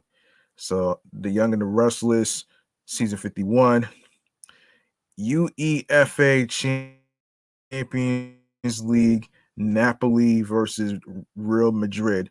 October 4th, Blaze and the Monster Machines, Season 6, X on the Beach, Season 6, Lewis Tomlinson, all of those voices. Siesta Key, season 5. UEFA Champions League, Newcastle United versus PSG. October 5th.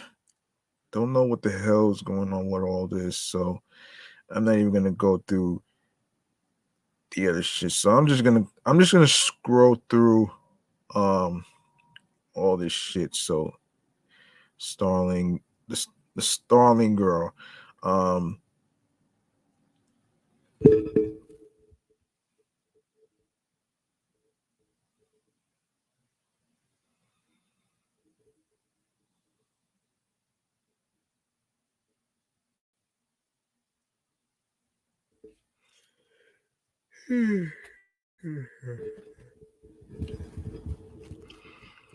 Okay, so we have the Painkiller, the Tylenol murders premiere, October 10th. October 11th, Are You Afraid of the Dark? 2019, season 3. Um, October 12th, Frasier premiere.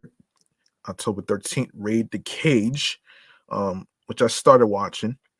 October 14th,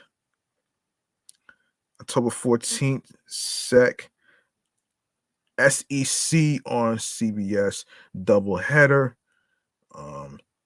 Obviously, football's back. I'm not gonna really. Obviously, football is back. I'm not gonna really get into too much of this stuff. So, Crush premiere is October 17th. Homefront, Teen Mom, Girls Night and Girls Night in seasons 1 and season 3. The Penguins of Madagascar season 2. Tyler Perry's Young Dylan season 3. Oh gosh, really? And the rest is just football. You know what I mean? Yeah, the rest is just football and stuff, and the double headers. Let's see. Isle of MTV, Malta, Air Disaster seasons 1 through 7, MTV Cribs season 19. Season 19. Wow. Reno 911. Oh, hold on.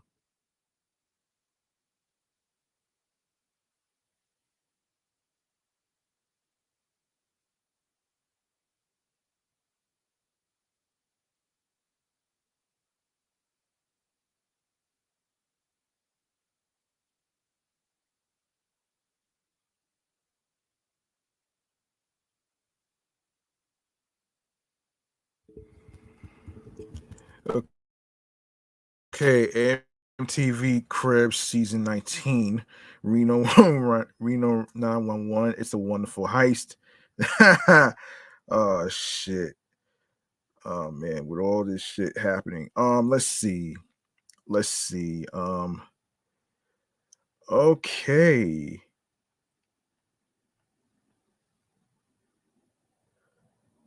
Okay. Hold on. Hold that thought.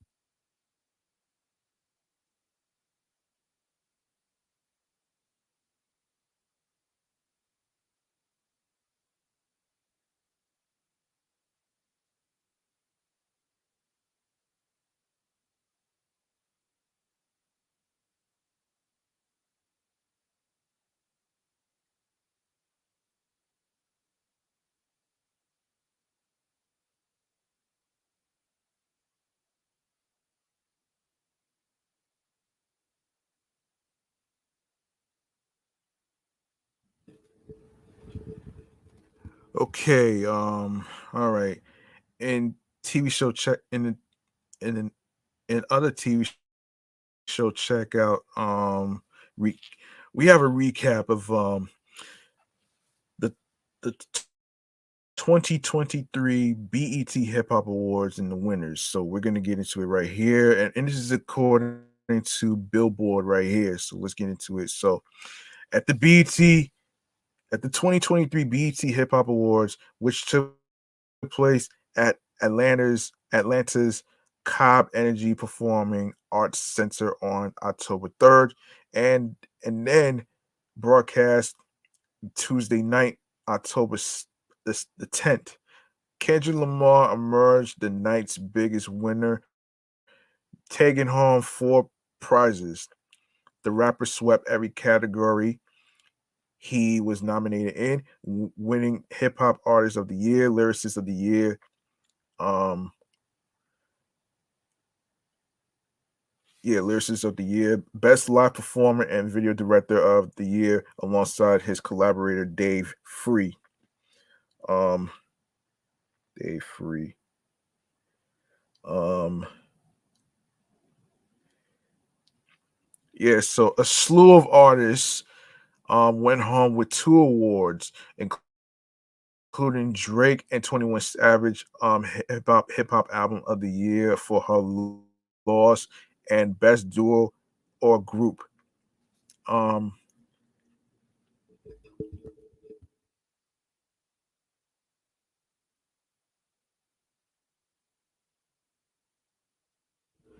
all right, so Little Dirk featuring J. Cole, best collaboration and impact track for All My Life.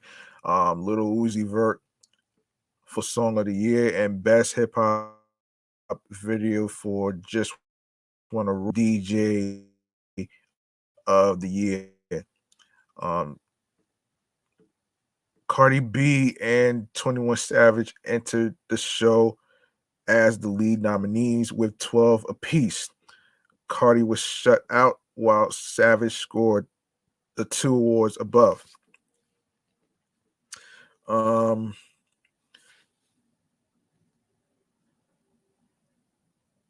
so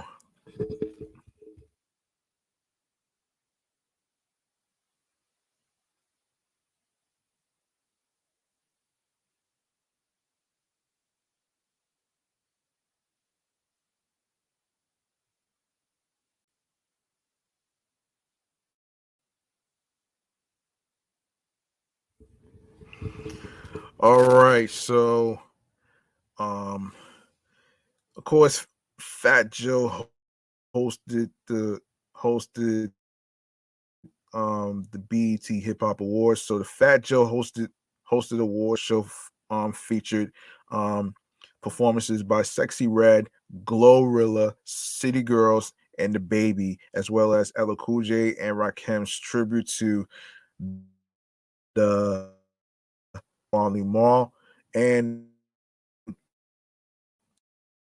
uh, so Def, John, Ludacris, Nelly, Chingy, Bow Wow, The Brat, and more. Of course, Hip Hop Artist of the Year. Of course,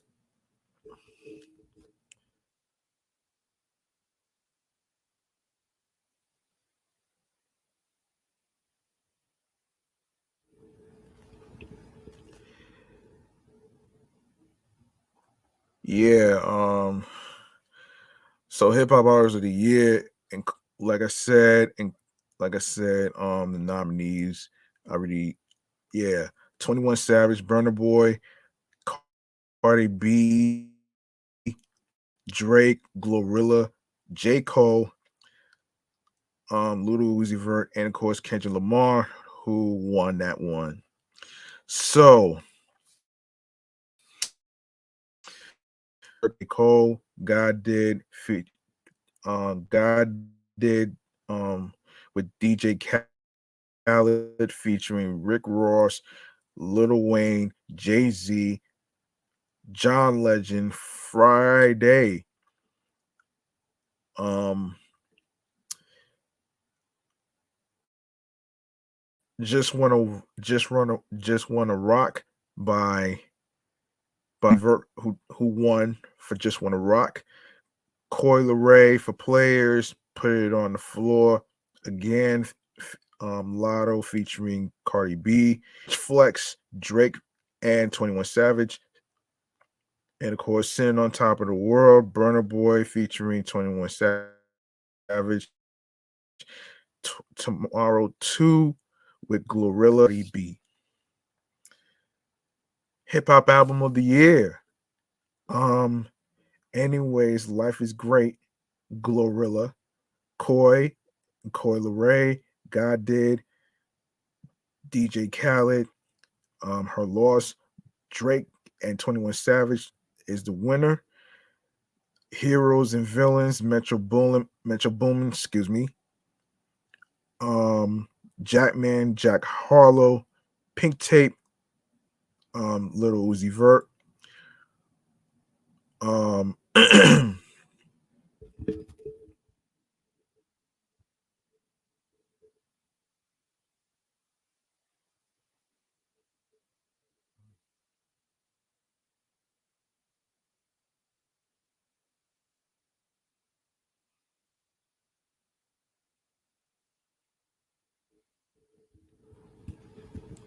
All right, Traumazine, Megan Thee Stallion. Yeah, Traumazine, Megan Thee Stallion, of course. Best hip hop video, Just Wanna Rock by Little Uzi Vert, is the winner. All right, so we have Coy Leray with Players, alongside with DJ Small's 732 Jersey Club remix. There's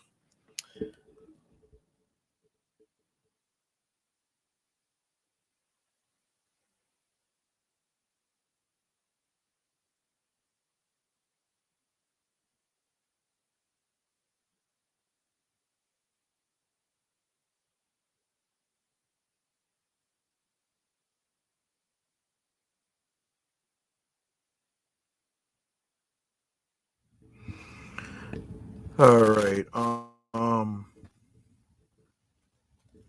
All right, put it on the floor again. Lotto featuring Cardi B. Shake Son, The Baby, Sitting on Top of the World, Burner Boy featuring 21 Savage, Spin About You, Drake and 21 Savage. Tomorrow 2, Glorilla and Cardi B.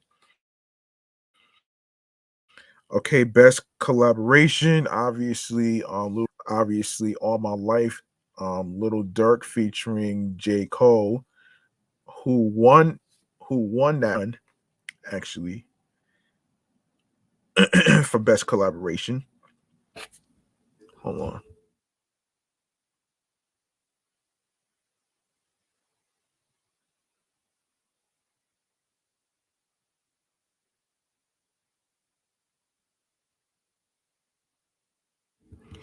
Yes, so for best collaboration, All My Life, Little Dirk featuring J. Cole is the winner.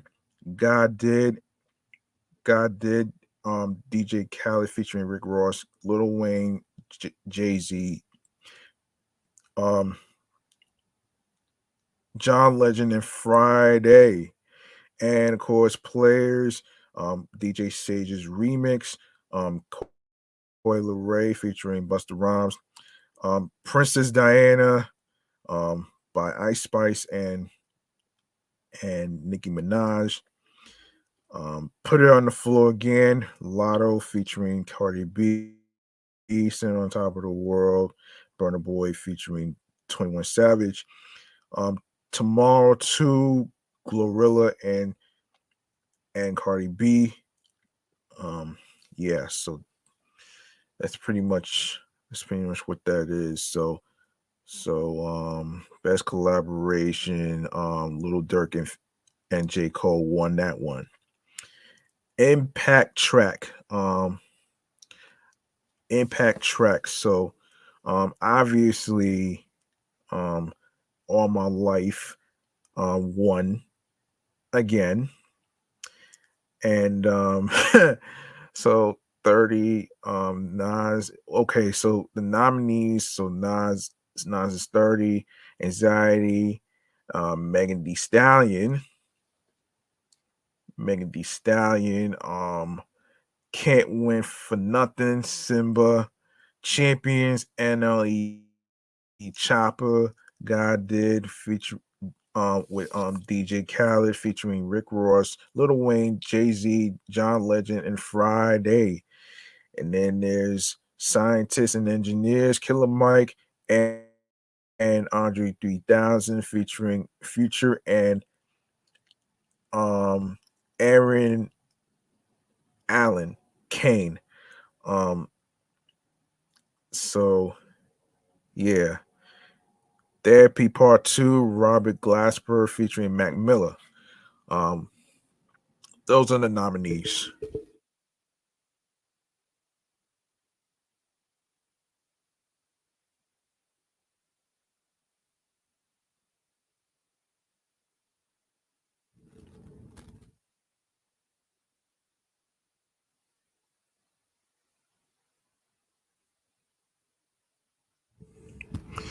Okay, so nominees for best duo or group, City Girls, DJ Drama and Jeezy, Earth Gang, Larry June, and The Alchemist, Quavo and Takeoff, and Ray Shrummered. And of course, obviously, the winner is, of course, Drake and 21 Savage. They won that one. Um, so yeah, they won that one.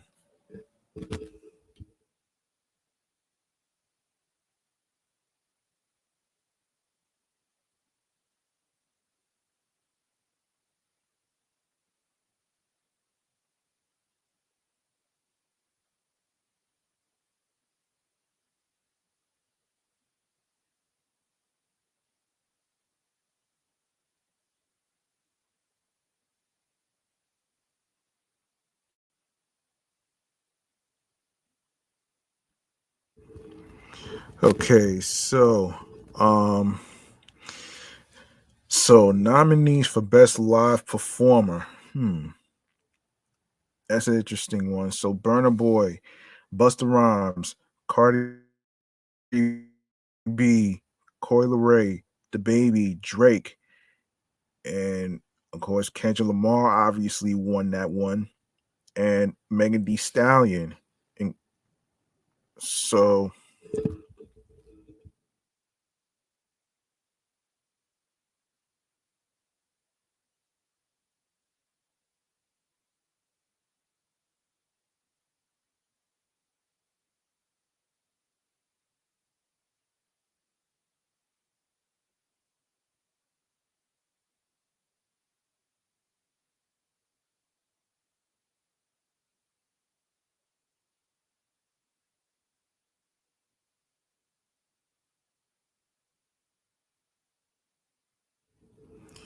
all right, so we have best breakthrough hip hop artist, which includes Amani White, Central C, Dolce, Finesse two times, Ice Spice, who won for Best Breakthrough Hip Hop Artist, um, Callie, Lola Brooke, Sexy Red, um, got nominated.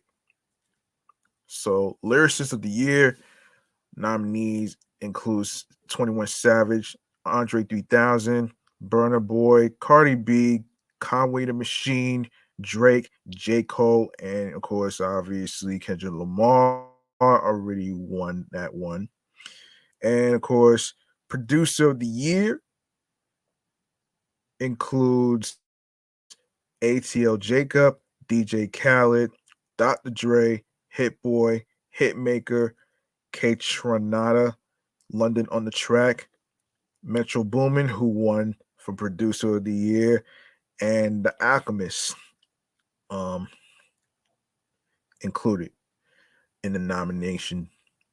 Video Director of the Year includes Anderson Paak, Cole Bennett, Colin Tilley, The Baby, and Real Goats. And Dave Free and Kendrick Lamar won for Video Director of the Year. Dave Myers and Travis Scott got nominated.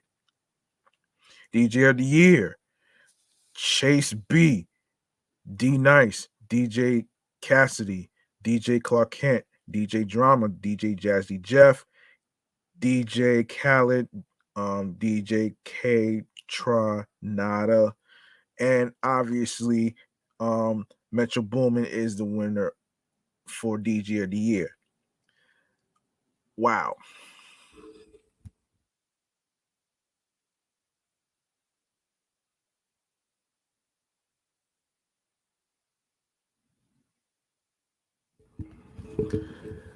Okay, we got Carisha. So we got best hip hop platform. We got all hip hop. We have we have Carisha Please, who actually won. Um Drink Champs, Hip Hop DX, $1 million worth of game, Rap Caviar, The Breakfast Club, the Joe Budden podcast, which nobody likes. Double XL is included too. So we have also all right, so we have Hustler, excuse me.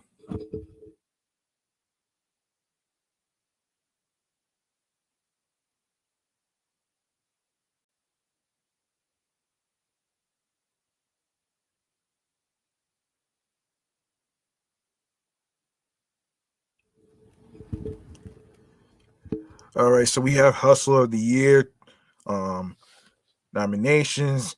21 Savage, 50 Cent won Hustler of the Year. Congrats. Burner Boy, Cardi B, Carisha, DJ Khaled, Drake, and Jay-Z got nominated for Hustler of the Year. Um, Sweet 16 Best Featured Verse. Oh boy.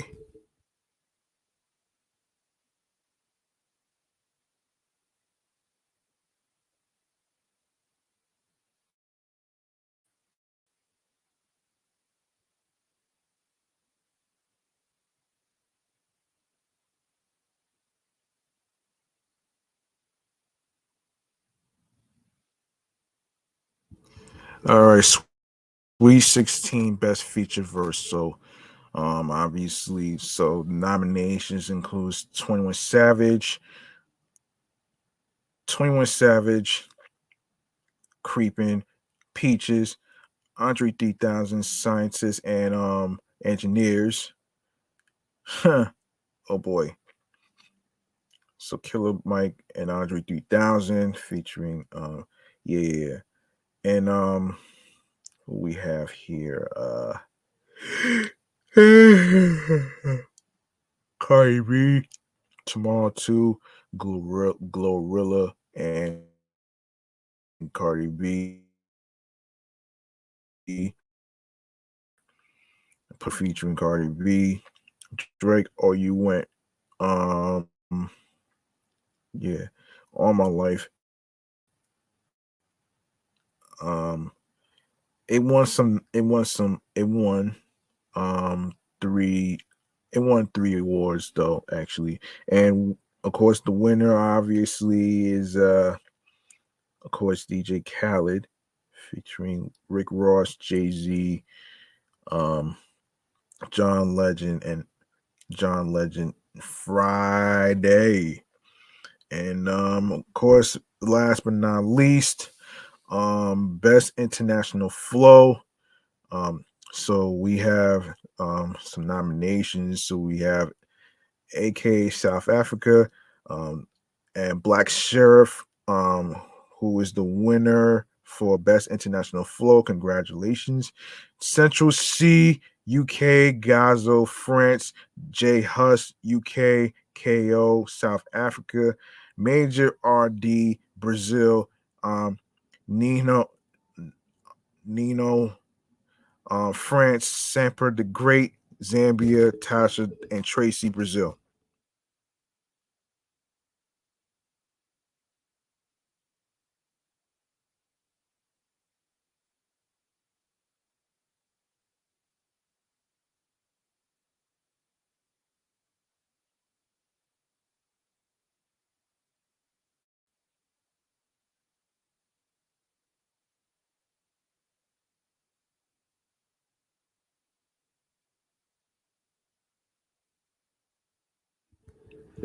All right.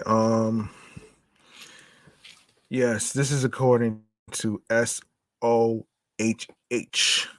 All right. So we're going to be highlighting we're going to be highlighting the Rap City documentary here. So of course, obviously BT Networks announced the release of the documentary titled Welcome to Rap City.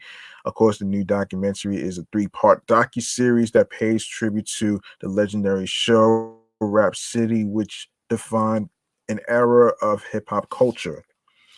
Um, of course, on the night of Tuesday, October the 10th, the three-part docu-series Welcome to Rap City made its debut.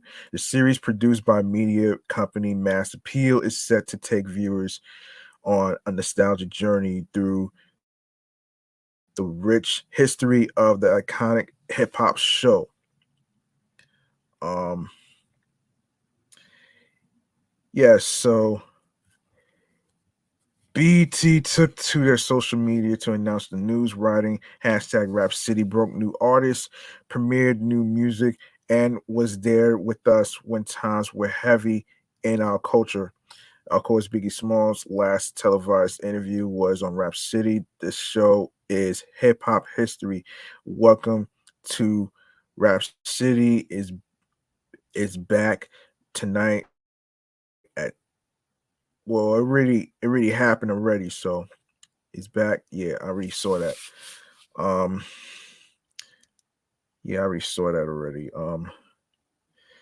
So of course, Rap City, the history, the premiere date of Rap City was August 11th, 1989, a significant date as it marked the 16th anniversary of hip hop's birth, um, which itself began on August 11th, 1973. The unseen VJ, also known as Alvin Jones, created the hip hop gem. It originated from the Rap Week segment of Video Vibrations, another show hosted by the unseen VJ. Uh, the official end of Rap City came on November 8th, 2008, making almost 2 decades of its influential existence. Rap City quickly became a pillar of hip hop culture, providing a platform for artists who were not yet recognized the by the mainstream. From premiere groundbreaking music videos to Biggie Smalls' last televised interview, the show left an impact on both artists and fans alike. Um, BET has always brought the nostalgia. BET's decision to celebrate classic hip hop shows like Rap City comes as no surprise, given the ongoing demand for showcasing nostalgia shows. Among the beloved shows like 106 in Park, Spring Bling, and Access Granted, the docu-series has created excitement amongst fans. One fan wrote, "Watching the watching hashtag Rap City documentary is taking me back to my childhood. I am almost in happy tears. Hashtag Welcome to Rap City." Okay, yes, it is. Um, hang on 1 second.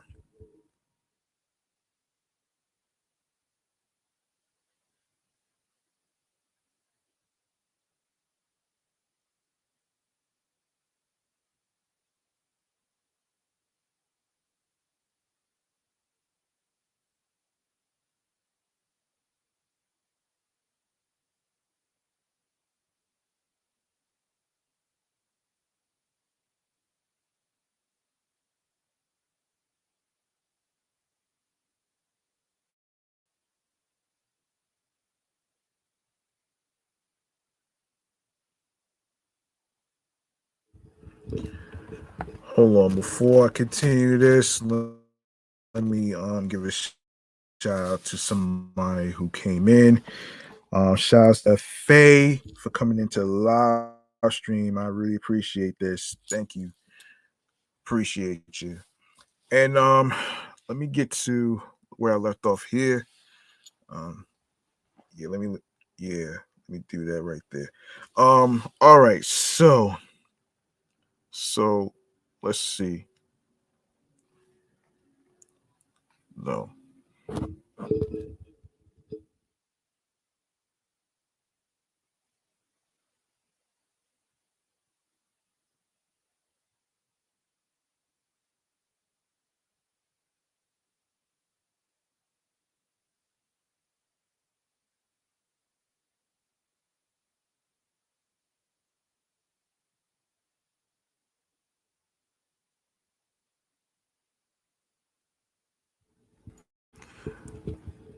Additionally, in 2021, Big Ticket added to the anticipation by announcing the return of Rap City with a special edition titled Rap City 21, featuring the radio personality as the host and a great, no, as a guest appearance by Fat Joe.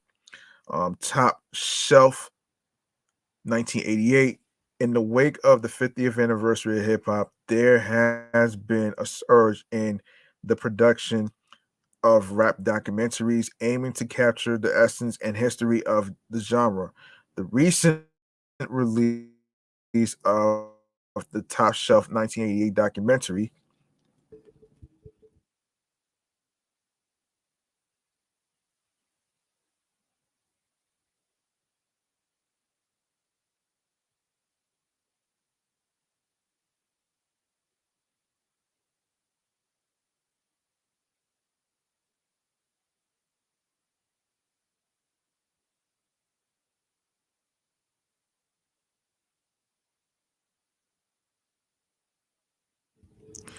Okay, the recent release of the Top Shelf 1988 documentary featuring iconic artists like MC Light, Dougie Fresh, and the late great Biz Marquis serves as a prime example. Hmm. Yes, as a prime example. Yes, yes, yes. I already talked about the. I already talked about the. I already talked about the nominations already. So let's get to. Okay, so let's get to our. Okay, we're gonna get into some stuff right here. So inside the Continental, the prequel to the John Wick movies. Oof, I don't know why it's created, but let's get into it. Let's get into it right here. According to Forbes, yes, there it is. So the John Wick film franchise has grossed over $1 billion at the box office. So it's no surprise that it would spawn spin-offs. First out of the gate is the 70s set prequel, The Continental, from the world of John Wick. Interesting. A three-part TV series streaming on Peacock. Surprisingly, while the movies do big business at the box office, with each installment earning more than the last, 65% of people who have seen a John Wick movie first watched it through home viewing. When presented with that fact, it turns out that Albert Hughes, the Continental's executive producer, is no different.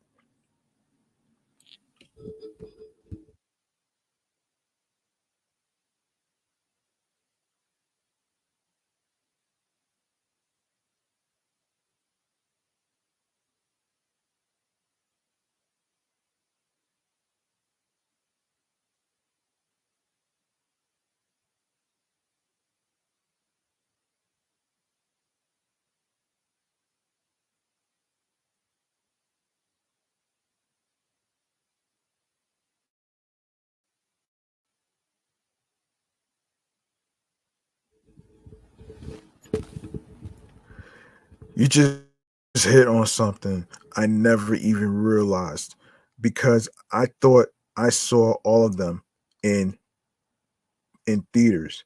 But thinking about it, I discovered the first one at home because it had picked up steam and you started hearing about it. He confessed. I, I remember that at the time everybody was like, it's a good movie based off the movie and the trailer. You assumed it was another genre movie. That's hard. Even with the show, when you see a trailer for the show or John Wick, they are deceptive. You can't convey the breadth of something or the vibe or tone.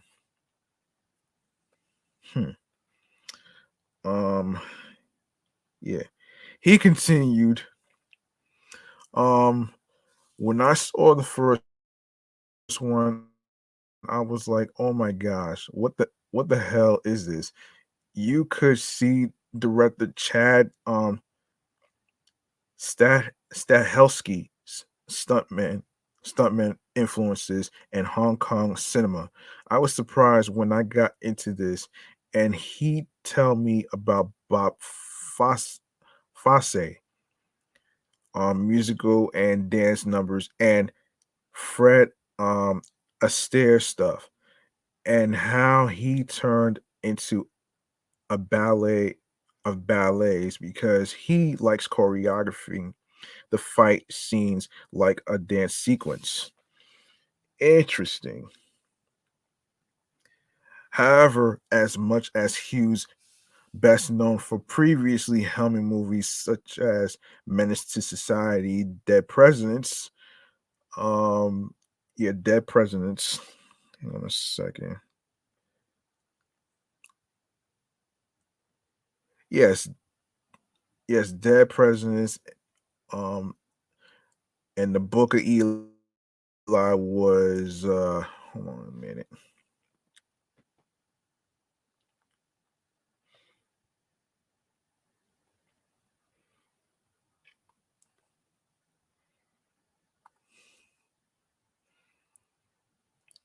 Hang on a second.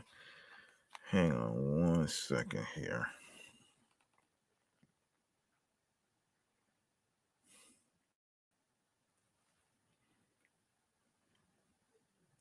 Hang on one second here.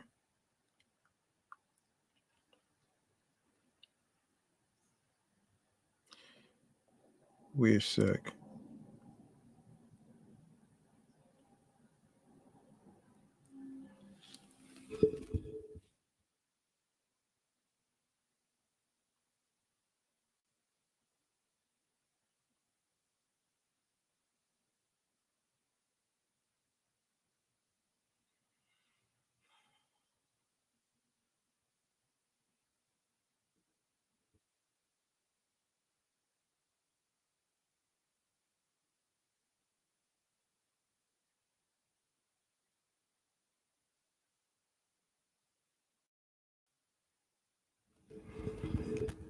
However, as much as Hughes best known for previously helming movies such as Menace to Society, Dead Presidents, and The Book of Eli, was drawn to the project, he had paused for thought. He didn't want to be the one to mess up the John Wick universe's winning streak and tainting what had come before or after. I don't think I would have done it if it was contemporary and in the same timeline as John Wick because Chad is wonderful at what he does. He's a one of a kind. Keanu is also one of a kind, and that role fits him like a glove. I don't think that would be a challenge or doing service to the IP, the EP Muse. The fact that the Continental is set in the 70s is when I raised my eyebrows. What took me over the edge was past examples of this being done well. I thought of John Favreau, with the Mandalorian, and Tony Gilroy with Andor, because those guys were playing in this IP sandbox that had been well established, but they cut their own path while keeping the same flavor. It feels like Star Wars, but also like a savage Sergio Leone Western. Um, I also thought about Noah Harley and Fargo. With the first three seasons, I was like, wow, I love the Coen brothers. But this series may be better to me than the film. The three-part series explores their origin behind the iconic Hotel for Assassin, centerpiece of the John Wick universe, and features younger versions of several characters fans of the franchise have come to know and love. Among them are Winston Scott, played by Colin Woodell here, and Ian McShane in the movies, and Sharon, played by um, Ayo Midi Adigan, stepping into the younger shoes of the late great Lance Reddick's beloved character. Um, the challenges are in reverse engineering what the people love. Hughes, who also directed the first and third episodes, you've got you've got to feed the beast, or in this case, feed the fan base. But let's be honest here. The fan so so you need new viewers. You need women and every demographic to be interested. So how do you do that? You take up some nods from what they did well, artistically great production and design, great camera work and lighting, decadent and opulent sets, vast spaces, and trendy costumes. The number one most important thing, and they never told me this, but I got it, is that it's a it's a cardinal sin to bore the audience. You cannot bore them. You must keep it moving and interesting, even if it doesn't make logical sense. They'll forgive you and go along for the ride if you keep them engaged. Jeez, this is a lot.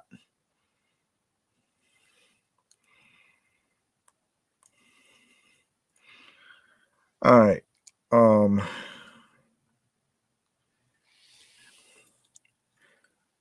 hang on a second here.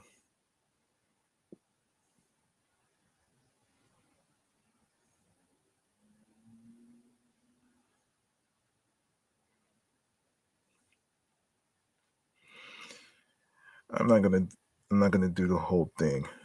Um, yeah, I'm not gonna do the whole thing though.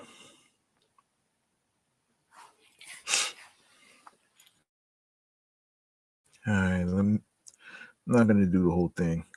Um, okay. All right. Now we're gonna get into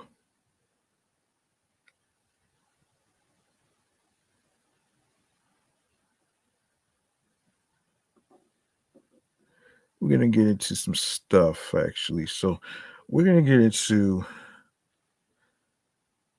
the 10 jokes actually. The 10 jokes of hang on a second. The 10 jokes, if I'm not mistaken, the 10 jokes about Futurama. All right. Um, but first, let's get into animated series predictions and stuff.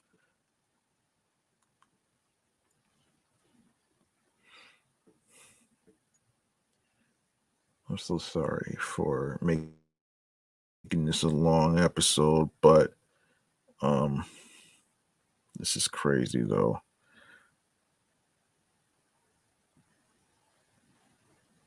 Oh man.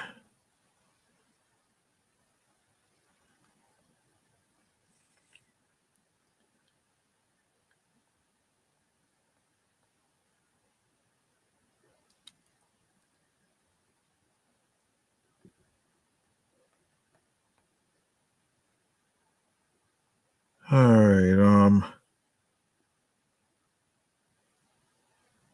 Okay, so varieties award circuit section is the home for all awards, news, and related content throughout the year, featuring the following: the official predictions for the upcoming Oscars, Emmys, Grammys, and Tony Awards ceremonies curated by Variety Senior Awards editor Clayton Davis. The prediction pages, uh, the current standings in the race, and do not reflect personal preferences for any individual contender, as other formal and informal polls suggest. Competitions are fluid and subject to change based on buzz and events. Predictions are updated every Thursday, of course, obviously, um, with everything in between. So, let's see.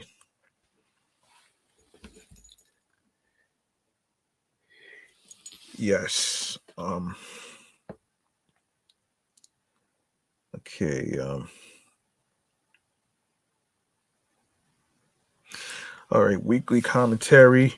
Netflix's Intergalactic, the animated accompaniment to Kid Cudi's album, is competing against long-standing series such as Bob's Burgers, Rick and Morty, and The Simpsons. The streamer pulled off a surprise win last year with Arcane, and they feel they could do it again. Interestingly, any of the animated series can win. Given no clear indicator, there's a favorite in the race.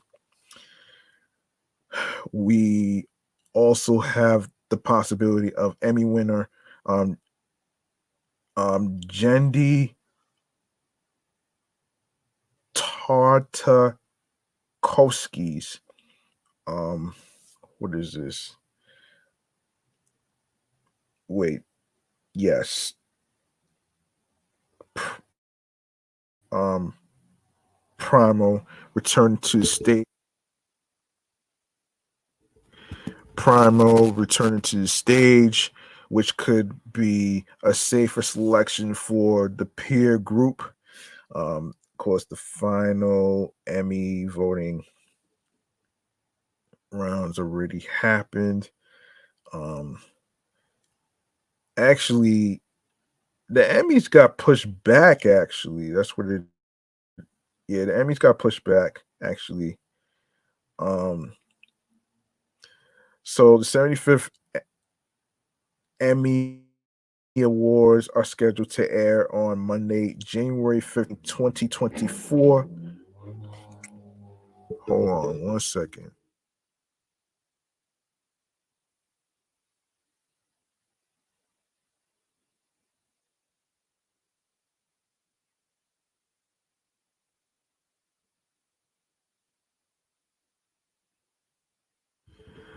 All right, so the 75th Emmy Awards are scheduled to air on Monday, January 15th, 2024 at 8 p.m.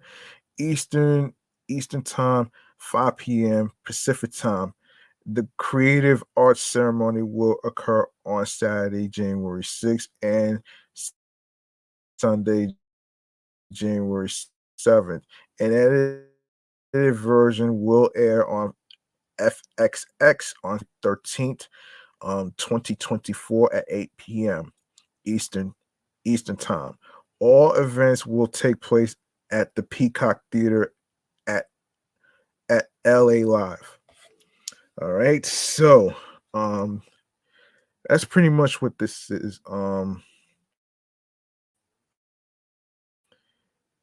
Yeah, so Primo actually. So yeah, there it is. So it's there. So the nominees is Primo, Intergalactic, Rick and Morty, number three, of course, The Simpsons, most popular show ever that I still watch. Bob's Burgers included. Um, yeah, there's a lot to cover here.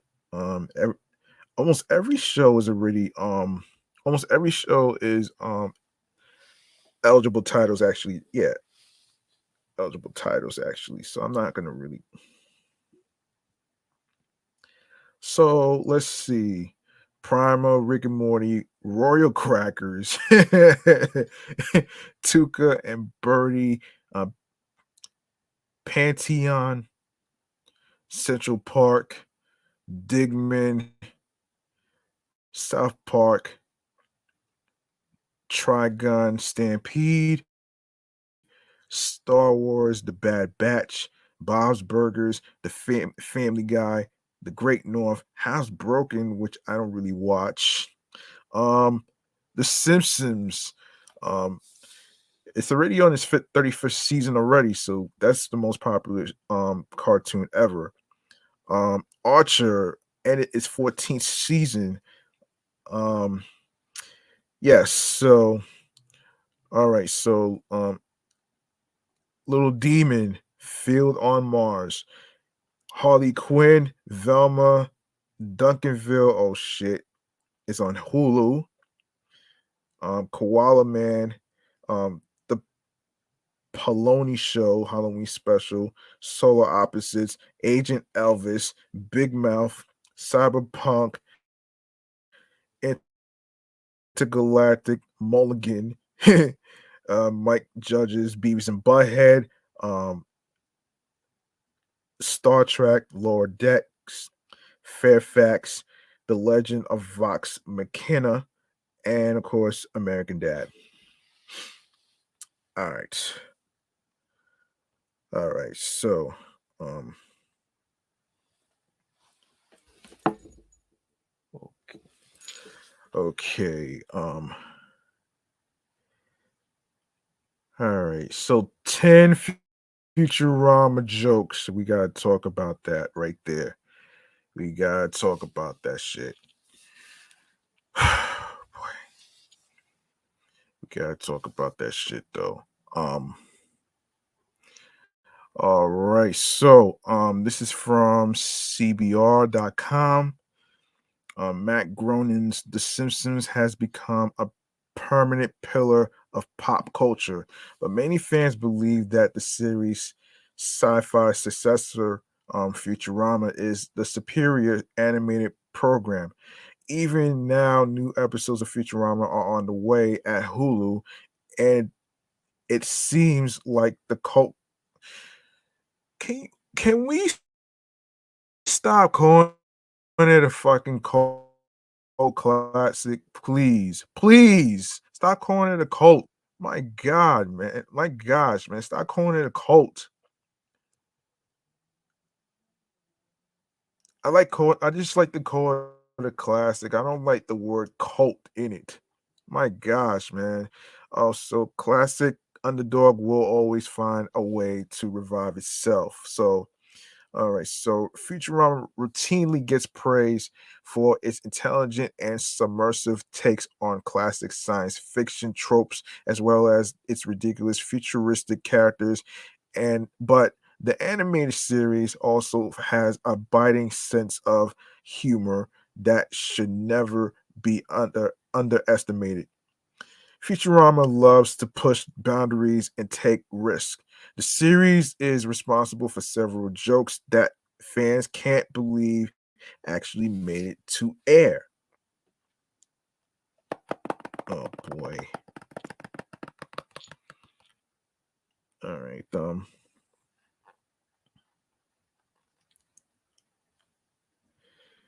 Okay, fries low on horn. Number 10.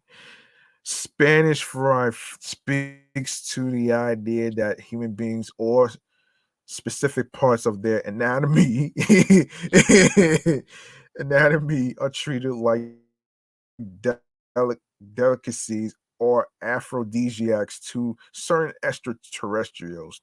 The episode Riley criticizes mankind's habits, but it also just has a lot of visual fun um uh once of Omicron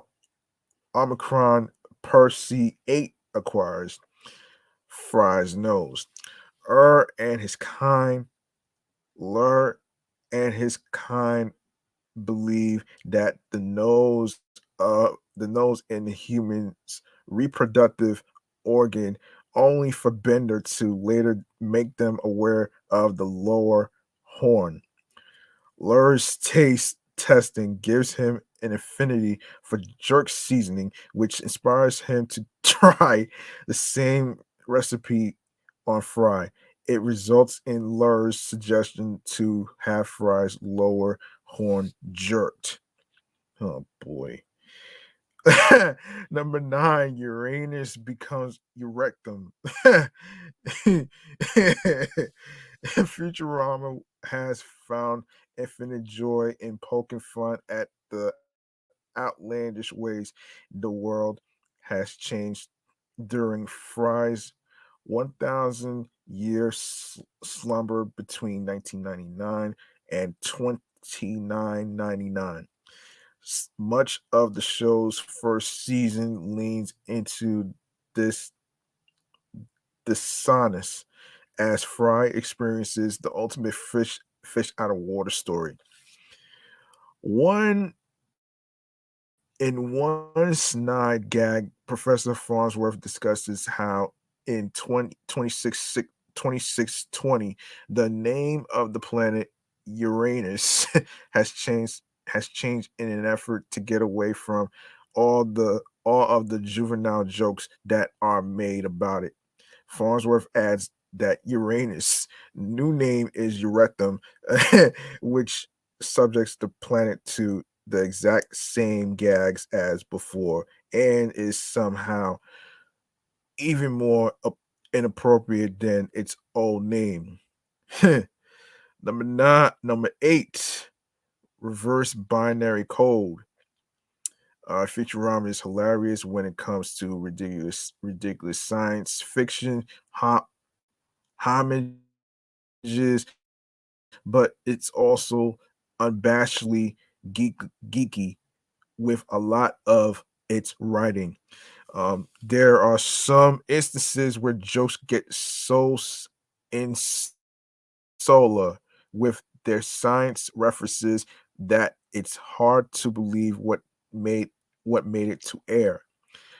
The honking is Futurama's riff on the horror genre, and it finds a fun way to reference The Shining. Oh shit. The Shining's iconic redrum mirror message. Bender sees 0101100101 written in blood and isn't phased, only to become terrified after he sees it reflected as 1010001100110. This combination is a binary code that amounts to 666 to 666. Oh boy. Oh boy. Yes, 666. Yes, 666. Right. Yeah, let me make sure that I actually take care of this. Yes, 666. Um, yes. Yeah, it's such extreme lengths for a sight gag. Number 7, suicide booths on Earth. Um, Futurama wastes no time in proving that it's meant to be slightly edgier and more cynical than The Simpsons. No, it's not. The very first episode introduces the concept of suicide booths, which are such a modern necessity that they are on every street corner on the planet. Fry's confusion over this utility is what initially leads to his meeting with Bender. It's a grim meet cute that's played for laughs, but the broader implication that society has become dependent upon these booths is a scathing sentiment to enforce in the series premiere. Oh boy. All right. All right.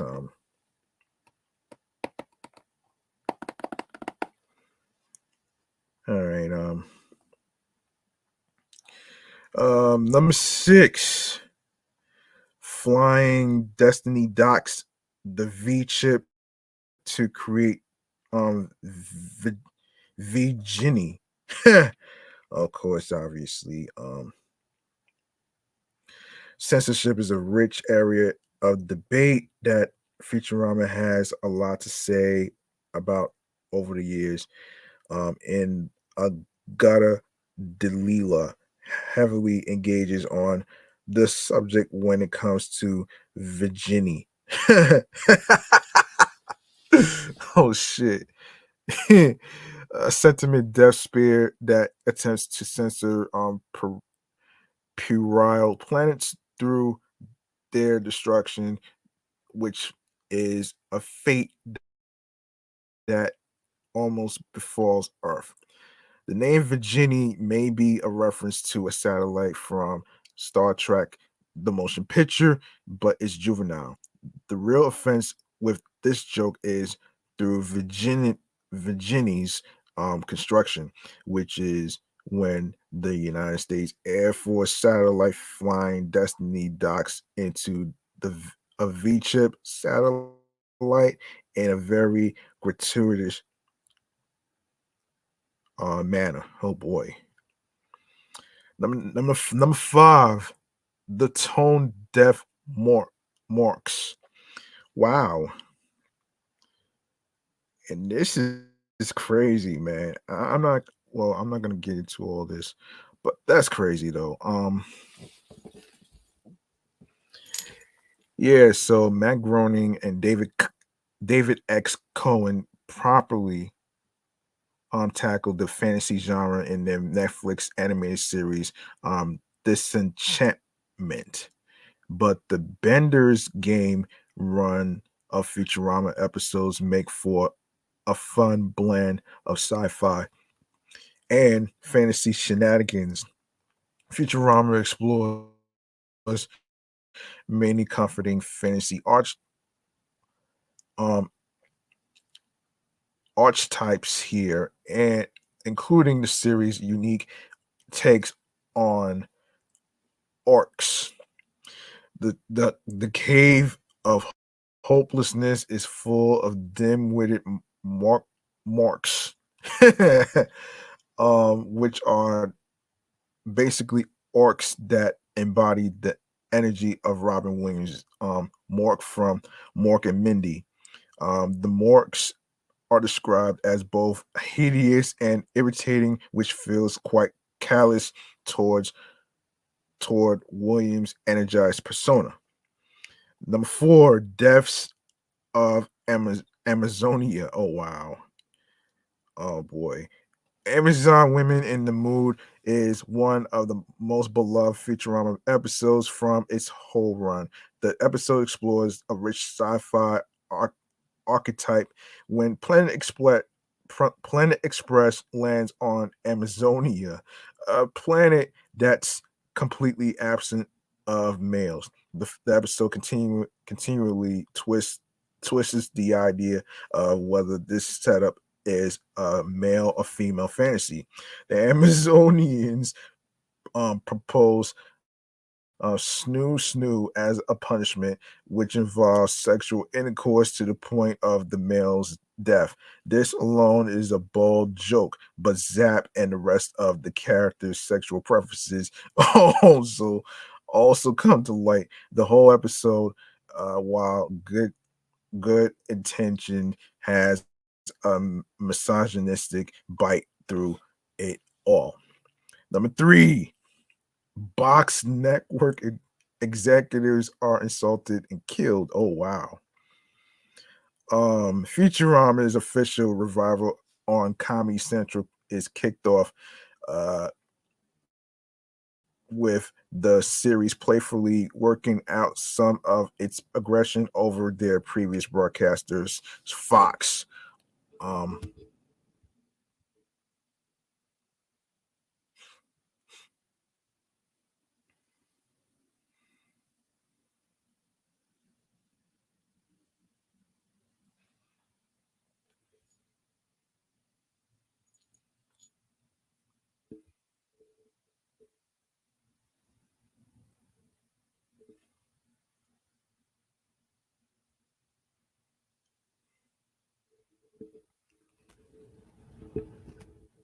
okay, all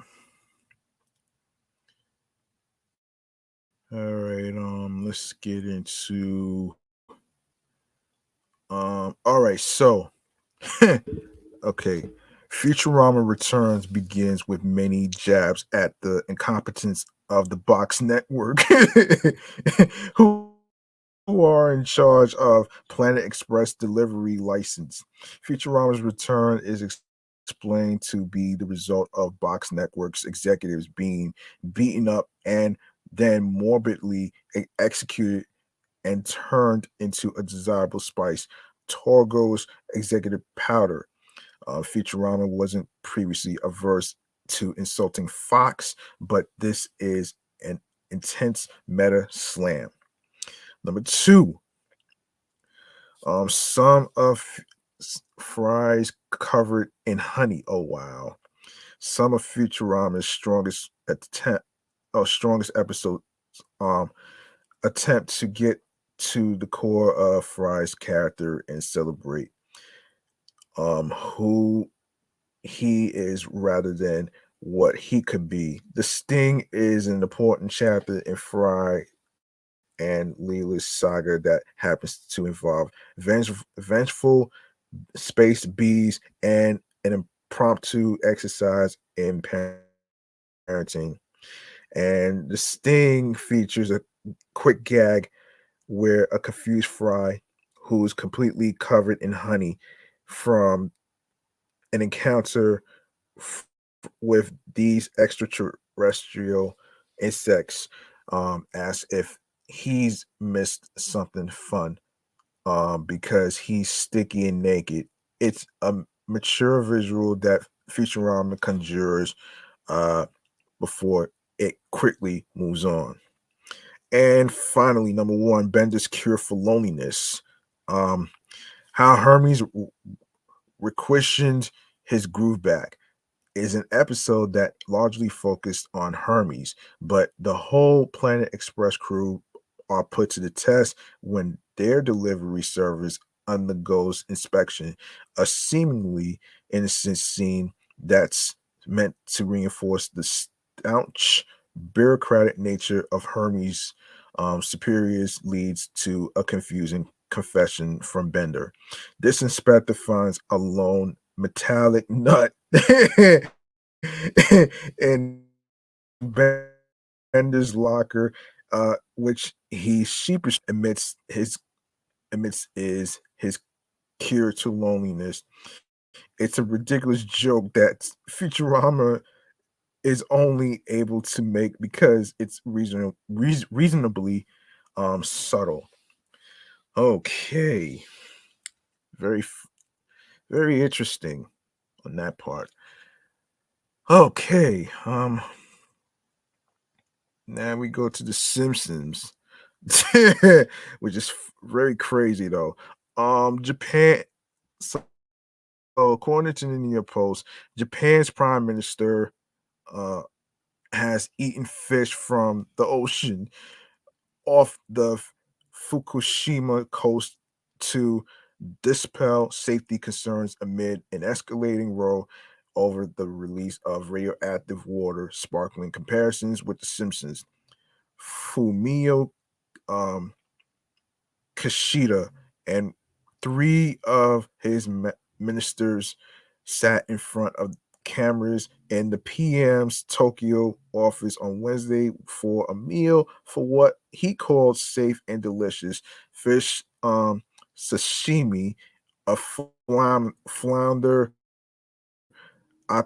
octopus, and sea bass from Fukushima. Damn. This is very good, Mr. Kashida told the assembled cameras. Social media users immediately noted the similarity to the iconic episode season 2 of the TV show where Mr. Burns is served a three-eyed fish mutated by radioactive waste. Oh shit. Oh man. Oh my gosh, that's funny, man. Maybe the craziest Simpsons predicts real life moment yet. One wrote one user on X, formerly known as Twitter. Oh man. First as tragedy, then as farce, another said. It comes days after wastewater was released from the area's crippled nuclear plant into the Pacific, sparkling an escalating role with China, which last week banned all seafood imports from its neighbor. The release of the water began on Thursday and is expected to take decades to complete, has prompted fury from Beijing, despite the United Nations uh, watchdog declaring the operation safe. Yeah, I don't know about that one right there. Not too sure about that one. Um, yeah, let me see. So on Tuesday, Tokyo demanded that China ensure the safety of Japanese citizens as it reported a brick being thrown at its embassy in Beijing. As tensions rise, uh, Japan has urged its tens of thousands of citizens in China to keep a low profile and has increased security around schools and diplomatic missions. Okay. Japan's foreign minister on Tuesday confirmed media reports that the brick was thrown at its mission and echoed calls from Mr. Kishida for China to calm the situation. We would like to argue the Chinese government again to take appropriate measures immediately, such as calling on its citizens to act calmly to prevent the situation from escalating and to take all possible measures to ensure the safety of Japanese residents and our diplomatic missions in China. Um, and what is it? What is it? In China, Yoshimasa Hayashi told reporters in Tokyo. He added that China should provide accurate information about the Fukushima water release rather than unnecessarily raising people's concerns by providing information without any scientific basis. Can't believe this. Hold on. All right.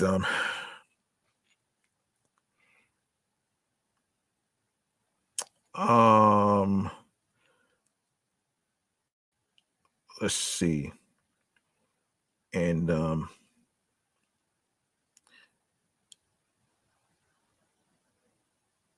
yeah.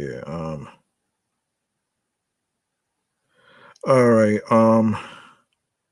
Okay.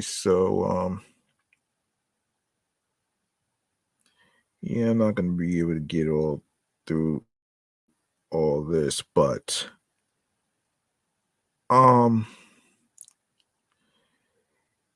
yeah. Let me see.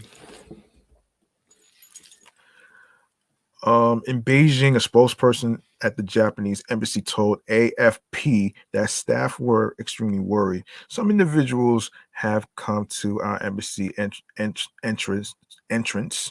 The spokesperson said they took these kinds of actions, then were led away uh, by armed police. In response, Foreign Ministry spokesperson Wang Wenbin said Tuesday that Beijing protects the safety of foreigners, um,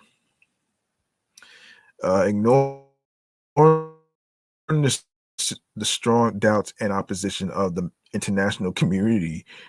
Uh, the the Japanese government, um, you know, laterally and forcibly started the discharge of contaminated water from the Fukushima nuclear accident, which aroused strong indignation among people of all countries. He added, "This is the root cause of the current situation. Don't speak loudly." And now, Anna released is partly motivated by its geopolitical and economic rivalry and with Japan, excuse me.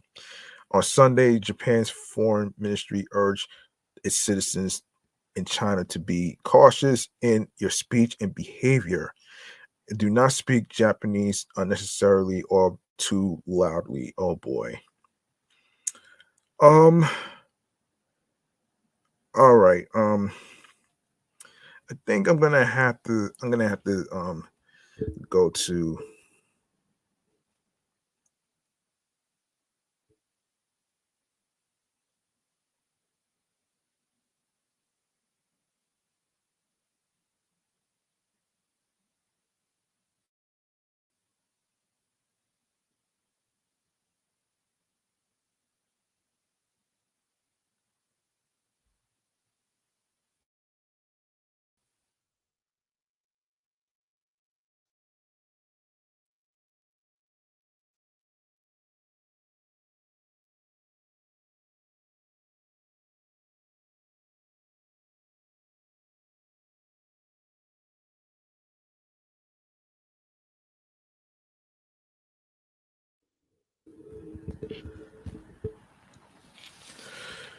All right,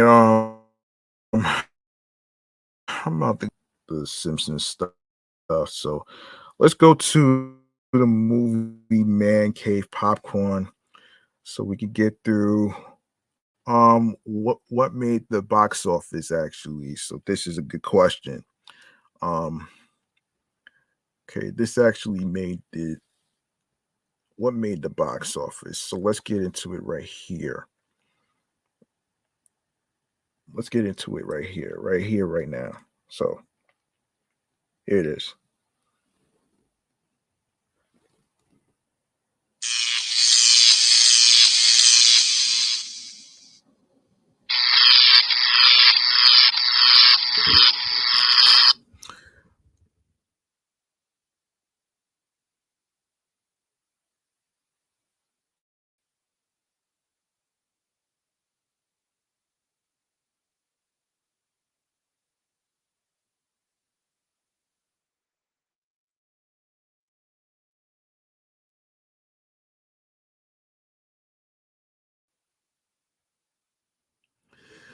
All right. Um so Taylor Swift's the Eras tour film made it to the box office. So made it to the box office. So movie theaters turned in moves and friendship bracelets to multiplexes across the country. industry. The unparalleled enthusiasm helped propel Taylor Swift, the Eras Tour, to a massive first place debut between 95 to $97 million. Um, $97 million in North America.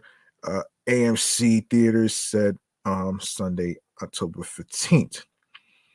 Yes, so we're gonna get into it right here. Um, let's see. So, man, yeah, obviously, let me just get to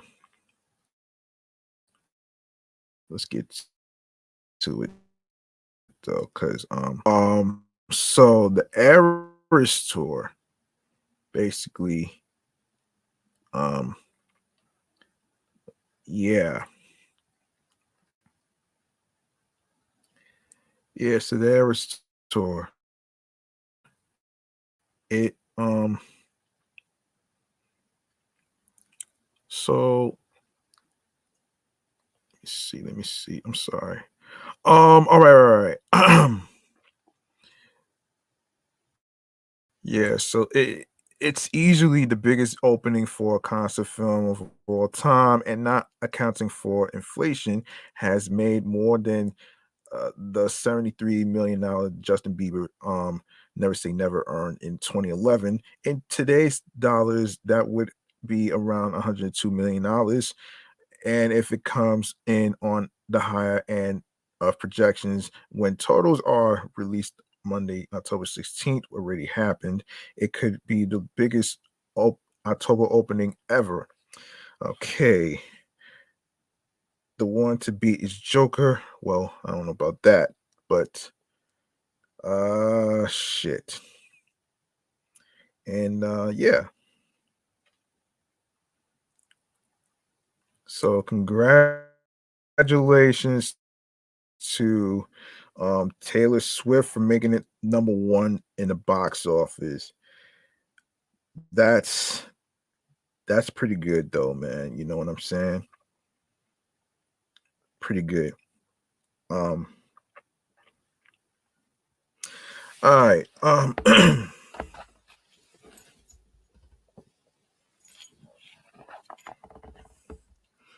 right. I think I'm going to hold on a sec.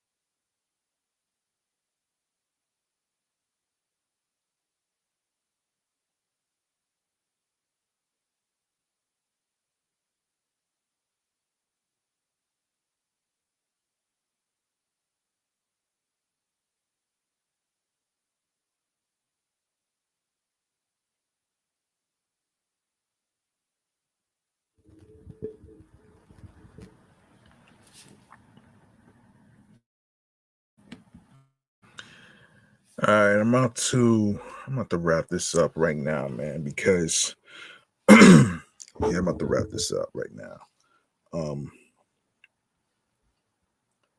it's gonna be a while actually.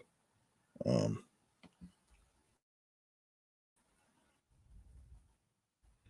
it's gonna be a while. So let's get into the very last thing is stream choices on the go.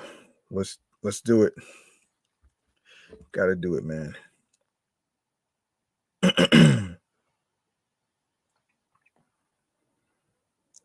Got to do it though, man. Got to do it. Got to do it.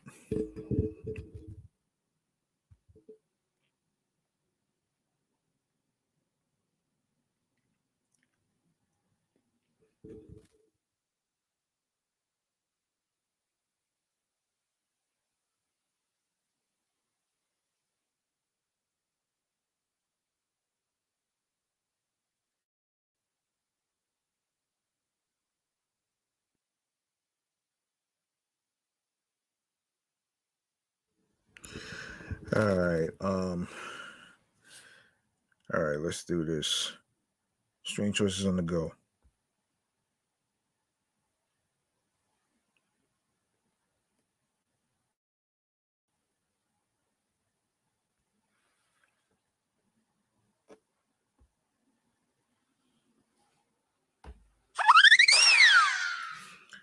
All right.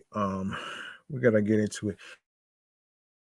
Yo, so I'm about to wrap this up right now. Make sure you go ahead and follow the podcast on Facebook, Threads, Instagram, alongside with the other podcast shows that I do. That's also on there as well as myself. Um, yeah, make sure you follow my other podcast shows that I do, which is Excellent Fun Vibrant Talks podcast. Um, Meticulous Values podcast, and of course, be sure to follow my number one show right here, which is my New York Avenue podcast. Um, and of course, be sure to be sure to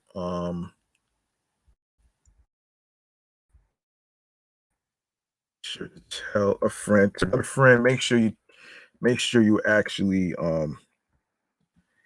you actually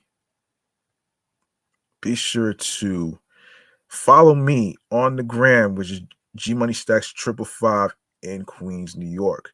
All right. So make sure you follow, make sure you make sure you basically, you know, turn on your notifications and everything else in between.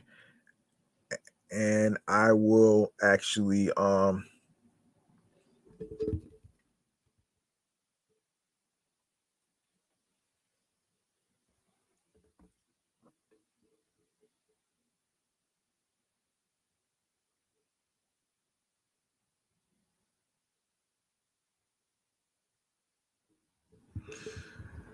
right. Yes, so tell a friend to another friend. Be sure to turn your notifications for more updates of when each episode is going to be dropping. And and, and of course, gladly I will gladly go into where you can listen to the podcast episodes. So you can listen to the podcast on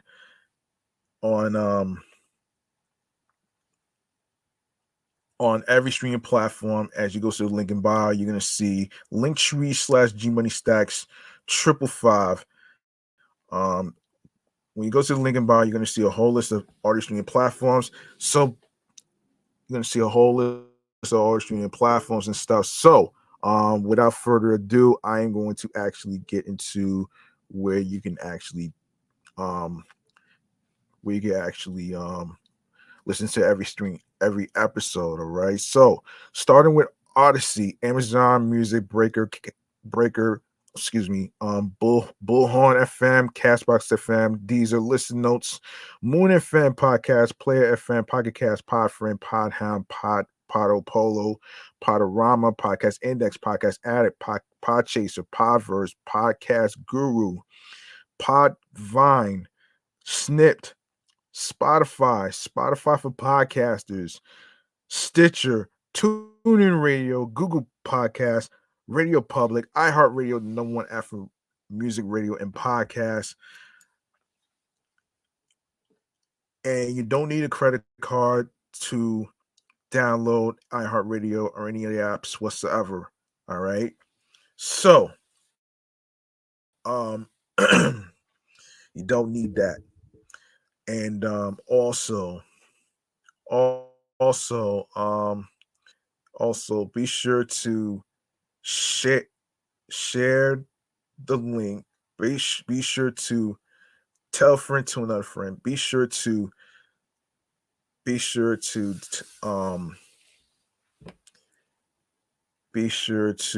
tell a friend to another friend. Be sure to um be be sure to um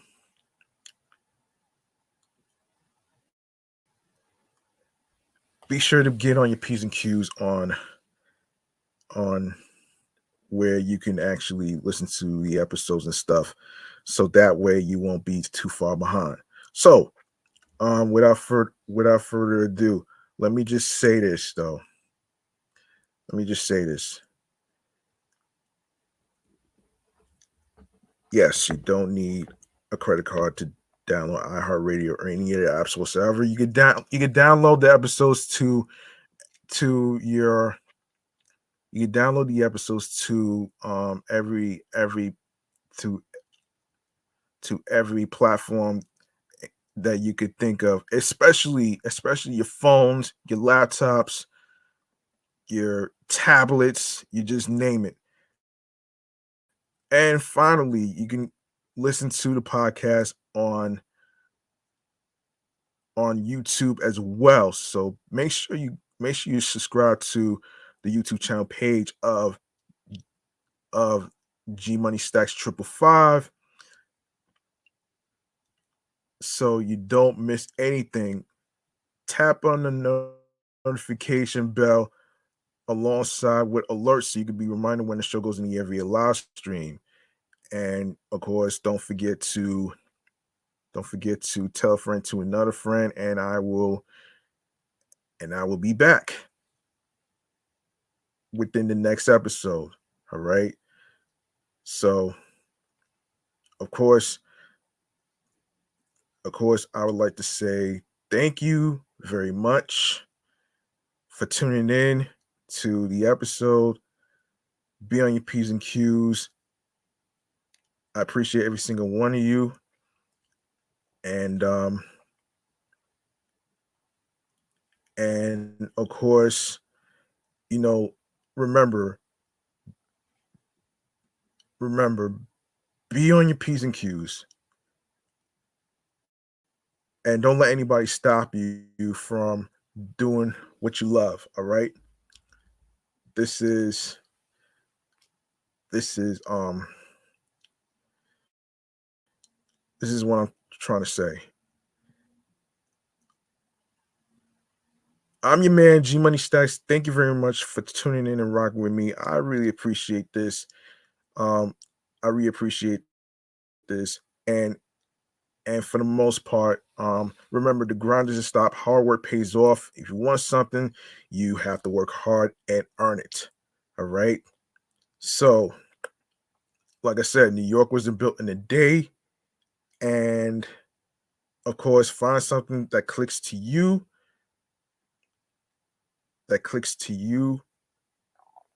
Alongside with being on your P's and Q's, that gets you into your zone, alongside with tunnel vision.